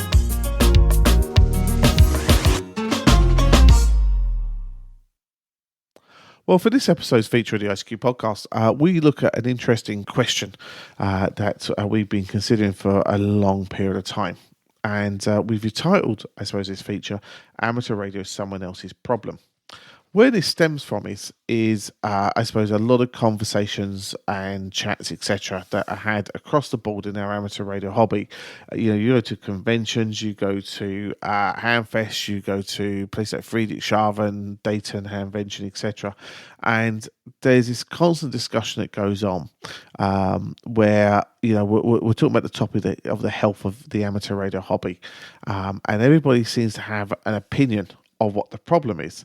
But in essence, a lot of the issues always seem to come back down to a very simple logic of the fact that it's someone else's problem. The society should do this, or they should do this, or whatever it be. So what we really wanted to do in this episode, and that's right, that is really to take away the blame game or the pushing on someone else. And there's some business terms we're going to come across in this feature where we're applying those general rules to our hobby, and to really I suppose ask the question to everybody: what can you do? What can you take ownership of to help the hobby survive and grow? And it's removing that thing of you should do, stroke it's someone else's problem. So it should be a good chat, Dad. I know this comes up regularly, but we're looking forward to analysing some of the things we've been discussing and thinking about over the certainly last few months, aren't we? We certainly are, and as you say, the you should do attitude is prevalent at the moment, and I think everybody's just going to blame it on COVID and go, yeah, well, it's not a problem, it's just COVID, blah blah blah. Well, lots happened during COVID. New amateurs got brought into the hobby. The RSGB did a great job, and others did a great job at doing training courses and getting exams done during the hobby. But that's just one thing. And as we kind of mentioned, there is a massive apathy. It's just doing it their particular way. And the number of people come up to me and go, "Oh, you should do this and you should do that." Well, maybe I should, but I don't have an infinite amount of time. The things I'm passionate about, I do put forward for the hobby, and I am passionate about our hobby, Colin. So, but I do notice that there are a lot of people that would just like to offload all the problems onto somebody else. Yeah, and I think that's a good point as well, because we've had many conversations. You get this whole thing of we should work with the scouts, we should work with STEM students. We should work with mainstream media to, tell everybody about how wonderful amateur radio is. The problem is every part of that, when you go to a talk, I mean, for instance, you could go to a lecture or you read an article that says, we must get more young people into the hobby. Now, on process, it sounds quite a half decent idea, but then you've got people in the hobby that might turn and say, well, I don't want a ton of kids in the hobby. Or you talk to the black box manufacturers and someone say, well, yeah, it's great getting kids into hobby, but they don't spend money. So how are we going to invest into the hardware for the hobby, as you go from there? And I think the thing is, though, is that what usually happens is one person gets really passionate about one part of the hobby. Everybody else then gets turned off because it's not the bit that's interesting them in the hobby. And then we end up then creating that apathy then across the board, because it's like, that bit doesn't help me, so I'm not interested, or I'm going to disappear, I'm going to do this, that, and the other, rather than turn around and saying we need this very multi-layered approach in how we do things. And it's a case of that every element of what we speak about is important for the growth of our hobby. but and it's not just going to be one killer thing that does the work. So then if everybody then gets involved and takes on their bit of the passion, that certainly helps us in what we're trying to achieve as it goes from there. So I suppose the first one that I find is I suppose the structure of our hobby at the moment, and certainly looking at the clubs area of our hobby. Now, this might be a bit controversial to some people, but we spoke a lot pre-COVID about hubs versus clubs and the benefit of having bigger organizations or more hub type of mentality to help from there. I think COVID's probably knocked that idea sideways quite far, and we haven't really seen too many of these types of hubs then springing up and clubs coming together to create these bigger hubs with people from there. But I do think in all the organisations, and I'm going to not only talk about the clubs, the hubs, but also the special interest groups and the national interest groups, etc., that I do think it's really important that we put the right person in the right seat. So the very, very simple concept of this is I think there are a lot of places where there are senior members of an organisation in our hobby where they get the role through seniority, or you're the next one to get it, or you're retired, you got time, and you've got these things from there. And I think we've ended up where some parts of our organisation they had the wrong person in the wrong role. So the chairman role or the secretary role, etc., is in place in a club where potentially their skills might be better led. So a good example of this is you could have the best contester in your area, in your club, whatever it be. And that's fantastic. And that guy is a point-scoring machine, guy or girl is a point-scoring machine that will win you prizes for your club and do a fantastic job of doing that. Now, the argument I would argue is that person probably isn't, it needs to be in a role where they're promoting the hobby. In terms of the fact of new entrants, etc., to hobby, because they're probably a very competitive person and they're probably very passionate about it. So, if I think back to my sporting world as a youngster, you probably wouldn't want to put me up as somebody to tell somebody the benefits of a hobby because I was too busy trying to win tournaments.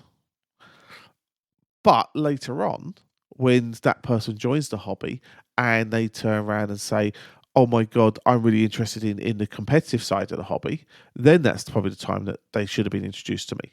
And I think amateur radio has that same essence, Daddy. What's your feelings and thoughts on that as well? That, it's about making sure that when we get the people in our organisations talking to people about interest in the hobby, that they need to have those right skills and those right abilities. I agree totally. And in fairness, I know that we this is an amateur radio podcast, and I'm stating the blatant obvious here. And if I'd have sat down with you 15 years ago and you'd said to me, Dad, can we do a podcast? I'd gone, yeah. He said, can you help me? Yeah. I'm going to do it on football. I'd have gone, oh, you got the wrong person, son. Yeah, because I'm not into football. But so I've probably become the visionary role here, whereas you would be the visionary role in another type of podcast. Now, the thing gets me is that with the hobby, I quite clearly, when I passed my test, I was a B licensee. Before we had foundation and intermediate, if you passed your if you passed your exam, I was a radio authority at the time when I passed my exam, a City and Guilds exam. We did 90 questions. You answered lots of questions on HF and Morse, but I wasn't allowed to operate below 30 megs, which was fine. I was quite happy being up at VHF and UHF. I was having a lot of fun there. And in fairness, I don't do Morse. I never have done more. Well, no, not strictly true. I've had one contact with Morse, very, very badly. But in fairness, I still promote Morse, even though it doesn't interest me.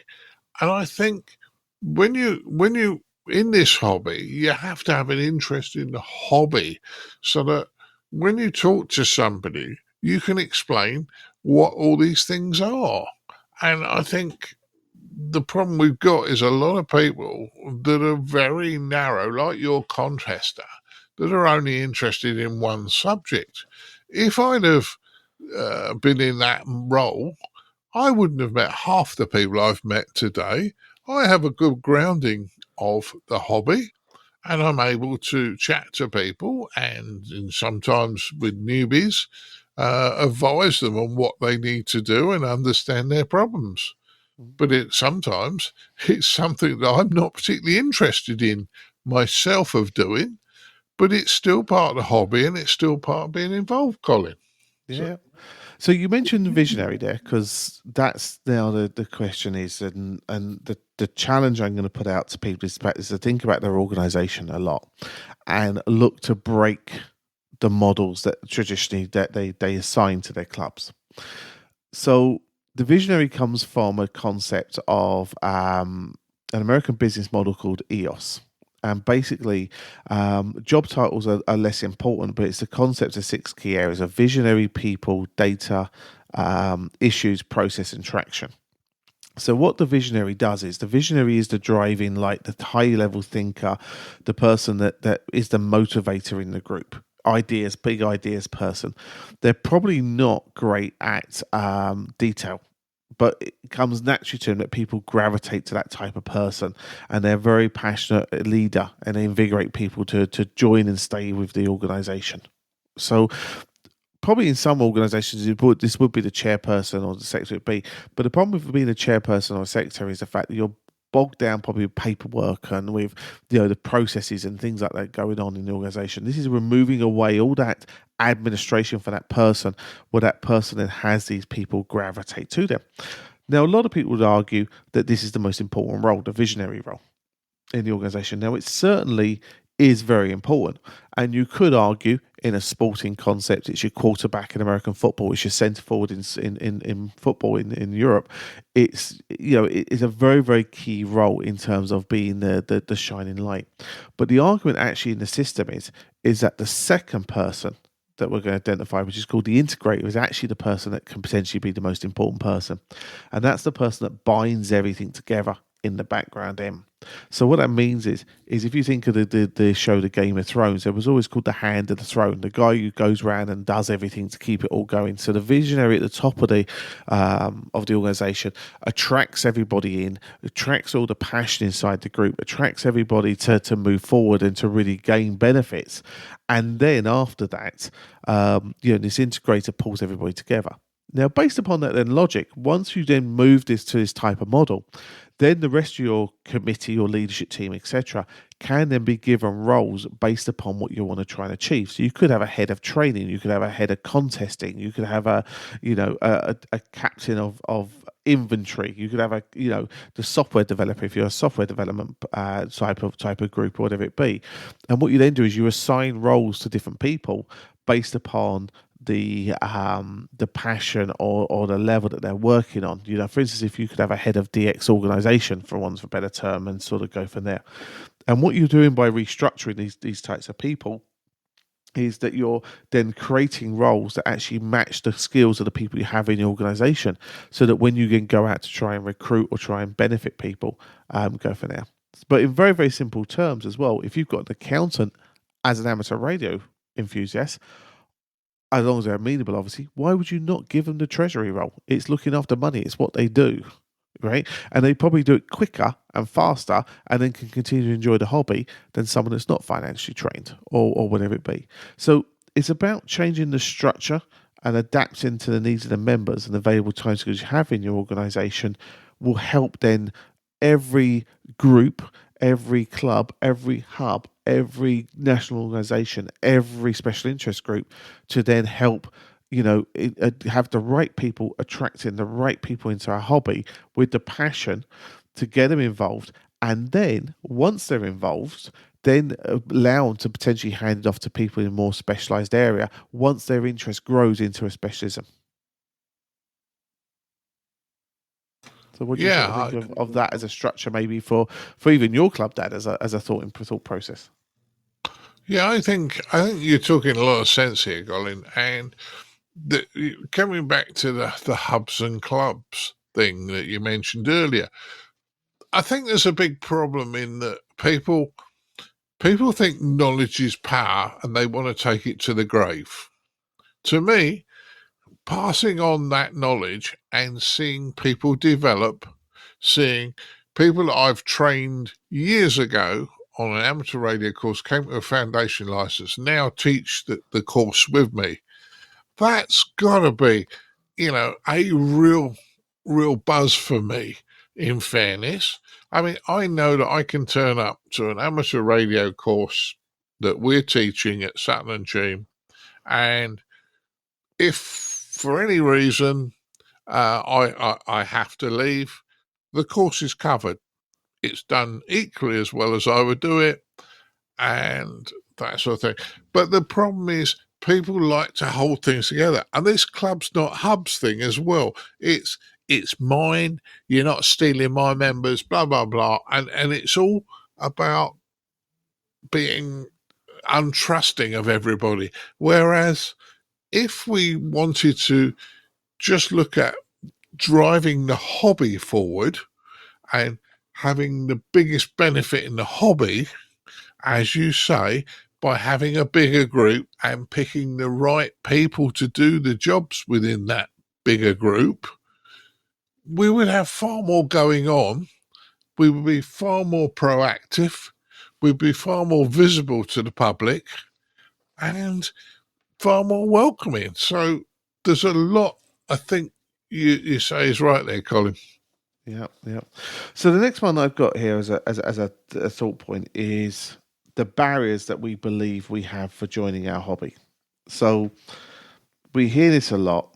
If we got rid of the license requirement or reduced it even down to a single question, or somehow if we reduced the cost as far down as free for a license, we'd have an avalanche of new operators into the hobby, breathing life into clubs, contests, and activations. We hear this a lot. There's all these barriers to entry, and if we didn't have these barriers to entry, there would be an issue. And I think that's come from a perception because we know what it takes to be a radio operator. But the argument is, and you've told me, Dad, about how your path into amateur radio hobby was, many weeks at night school to get you a license to start that process. Now that process is actually down to, in some respects, a single day in a lot of case scenarios to get on the air. So I think that those sort of barriers are there because we seem to think that everybody wants this immediate satisfaction and gratification in society, which is very, very true. But I don't think that's actually relevant. And the example I give everyone is this. And I thought about this a lot after the RSGB convention, where we were having this conversation with people in a room and sort of think from there. So my daughter, your granddaughter, is a swimmer. When she started out as a swimmer, she needed a swimming costume, which is priced no more than a Bullfang handheld radio. She needed the technical ability to float, right, which is the equivalent to the basics of operating, right? And this was tested by a qualified instructor examiner to make sure that she could actually float and do a length of a pole, and the means of paying for the training session, i.e. a parent. Okay. Now, if we just go through that example again, okay, we're talking about you don't have enough kids in the hobby. Well, Mum and Dad are willing to buy a Bullfang radio for 20 quid. They know they've got to understand how to operate it. They do a couple of weekends to get their base license and go from there. And they need the means to pay to maybe join a club, whatever it be. Parents do it all the time, be it scouts, whatever it be. So our issues in terms of getting young people into the hobby are no different to anybody else. But as my daughter progressed, the costumes became more expensive. The amount of travelling and the training increased, and so that did the costs. So basically, that's the equivalent to desiring a new rig for a birthday for that child, or for starting doing contesting, or joining a DX activation, or going, etc. from there. So in essence, our problem of getting young people into the hobby is no different to getting a young child into any other hobby. So I think we have to stop using the money or the licenses as a reason why, because it's not fair. Now, potentially, the one thing we don't have is the desire for fame. We can't fix celebrity, right? So, for instance, we can't make everybody the next Leonardo Messi or the Cristiano Ronaldo. We can't make the next Robert De Niro. We can't make the next Taylor Swift in our hobby. Okay, you can't join our hobby and become a multimillionaire easily, if you like. However, we do have inspirational, clever, and engaging people who can light up the room, tell a passionate story and adventure, and capture the hearts and minds of the next generation. And whilst to the general public, these people might not be superstars, they are the stars of our hobby, and everybody, no matter their age, needs to be inspired by one person for the bug to capture them. So what we need to do, we need to take our superstars, our inspirational people, our great talkers, back to this whole thing of our visionaries and our passionate people, and we need to get these people out in front of the general public and the people who are interested in our hobby to really passionately bring them in. I agree, Colin. And there's another opportunity for the hobby is it's a great training ground. We'll come on to STEM in a minute, but it's a great training ground. There are, I would suggest, a shortage of RF engineers at the moment, people who understand radio technology. Now, all right, our part of radio technology is amateur radio, and it gives us a great grounding in that. But if you think about it, radio technology is around in lots of other things. Bluetooth, Wi-Fi, mobile phone, Internet of Things. All these things use wireless communications, which, as an amateur, we have learnt the basics and given us an idea. And then potentially engineering and those sort of things are still valid. And as you said on the cost of doing these things, there's a cost to everything. You know, you don't have to do it expensively. Every hobby has the option. You can do it as cheap as you like, you can do it as expensive as you like. The object is it's a hobby and you have to enjoy yourself. And if you want to operate with a handy talkie, fine. I don't have a problem with that. If you want to buy a multi-thousand-pound radio and have a hilltop site that you operate from, equally fine. You find the thing that you want to do, the thing that excites you, and be happy doing it, I would suggest, Colin. Yeah. And those STEM people, let's be honest, fact is, the STEM people we refer to, and this is obviously one of these famous batch of people we could potentially work to, the people that will inspire them and motivate them, etc., are people in the scientific field, astronauts, innovators, builders, whatever it be. Anybody that has read recently the Tim Peake autobiography about how he became Britain's second astronaut can only be inspired by the man's journey of the progression of getting to a point where he never thought there was a path there for him. And that opens up that great opportunity of all those type of people to work with. And then following on from STEM, obviously, is the easiest pull that we potentially have, which is the CB radio operators. Again, reaching out to those guys. It's very hard to find a number of how many CB operators there are, but there must be a substantial pull because they have access to frequencies. If they weren't using them, they'd lose the frequencies. We know this from our own frequencies. If you don't use them, you're going to lose them.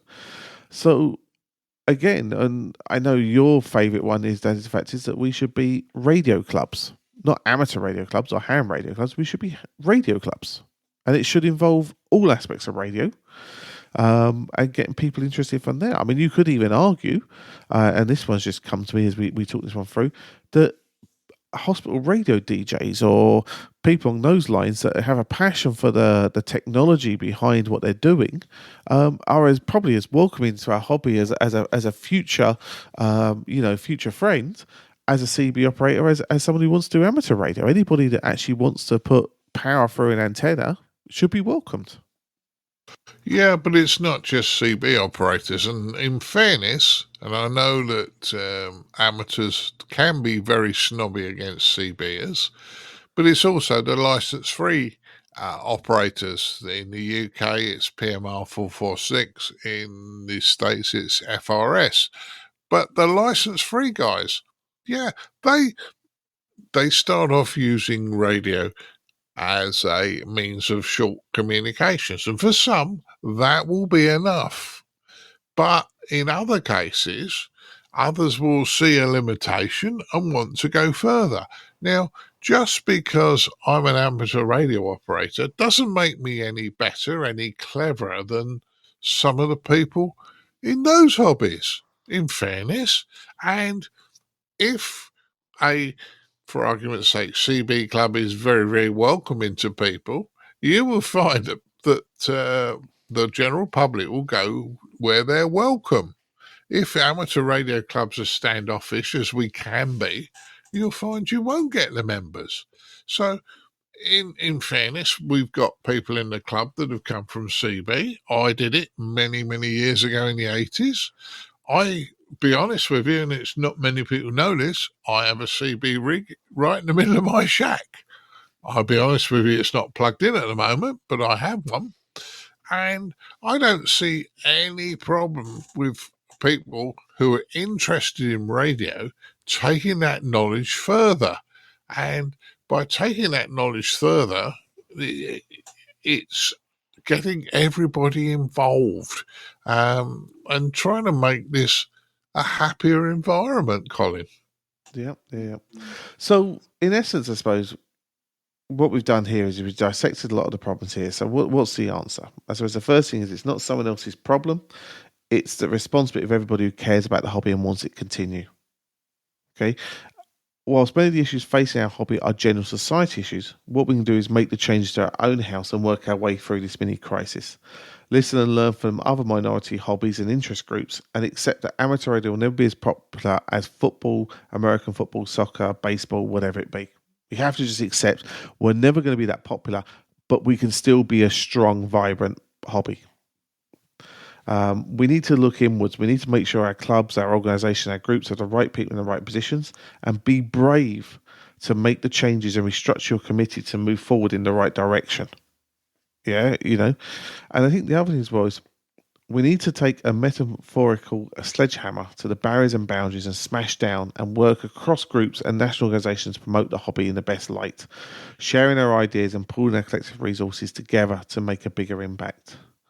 We need to embrace the problem, learn, and fight hard to show the benefits of our minority hobby. And I don't think there's anything wrong in saying it's a minority hobby, but we need to fight hard, because if we just accept there's only 2 or 3 hobbies, then everything goes. And that's my daughter's swimming goes. The radio control car racing club goes, the Crown Green bowling club goes, the bridge club goes, etc. So what we have to do, though, is to fully accept that our fight is our fight. We put the right people in the right place, with the right skills, with the right knowledge, with the right structure, with the right passion, and we'll give ourselves every chance. Agree totally, Colin. Agree on that one. And I think that's the only way forward we can go, by being positive, putting the right people in the right place. And let's be more positive to the general public when they come across and they ask you, hey, is that CB? Don't rip them and you head off. Be fair to them. If they've made the effort to come and talk to them. Don't be, I'm too busy to talk to you, go away. We need to be more positive. And if we do that, and that's everybody, that's not just me, it's everybody. Or at least if you're operating out there, have a small bit of paper that says, these are the clubs, this is where you can go find more information, and a little bit of it helpful to people if you're not somebody who would like to talk to the public in great depth. But certainly politeness comes a long, long way. True. I can never remember the name of the author that said this, and I really should find the author name and stick it on my screen, because I refer to him a lot, as I say. But in essence, it's this whole concept of fact you should try and learn something from everybody every single day. So in essence, if we get somebody that says the words, and I did at work the other day when I was talking about the podcast, and they said, "Oh, that's like broadcast radio stuff, is it?" Rather than belittling, I explained exactly what it was and went brief. Then it goes with a better understanding. Now, on the flip side, the other week he was telling me about illustrations in cartoon comic books type of things, and how much work goes into that. So it gave me that opportunity to learn something else because I taught him something. And again, that's part of that whole thing. Learn something every day. So, look, what we really wanted to do with this feature was to have a thought-provoking discussion and thought process about some of the things we're hearing, some of the things we're thinking, etc. We would, as always, love to hear your feedback from the usual ways, icqpodcast.com, and click on the Contact Us form, or on the show page. There's a way of you recording a bit of audio and sending it into us. And we would love to hear your thoughts on amateur radios, someone else's problem, and whether or not you're going to embrace and take on board, and what changes you might make following on from this thought. So we'd love to hear from everyone, wouldn't we, Dad? We certainly would, Colin, certainly would. So I hope this has been of interest, and in fairness, I hope it's been thought-provoking. It's not technical, but it hopefully will help our hobby stay alive. True. Well, let us know, guys, and as I say, hope you enjoyed.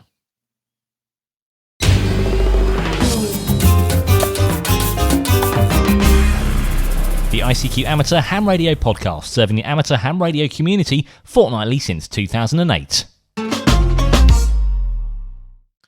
Well, I really hope we've generated some thoughts and opinions for you about the widely spoken about amateur radio hobby of how we grow and expand and promote what we do. And as always, I hope, as I say, you contact us for our usual channels through the website, social medias, etc., and let us know your thoughts of about how you might adapt and evolve, or the successes you've had in your club, etc., to help grow the hobby. Now, as always, we can't do this show without our wonderful donors, our monthly and subscription donors. And this episode accompanied by an anonymous donor who help, pay our way, our bills, etc., and allow us to continue to do this show for you advert-free every fortnight.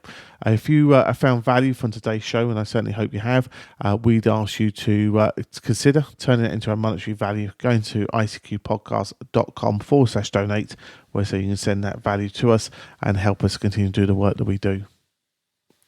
Now, without the help of our wonderful friends and colleagues, Dan, KB6NU Uniform, Caryn, KD2 Golf Uniform Tango, Edmund, Mike 0, Mike November Golf, and Ed DD5 Lima Papa, I say we wouldn't be able to do the news roundtable. So thank you very much, guys, for joining us, and really do appreciate your input as always.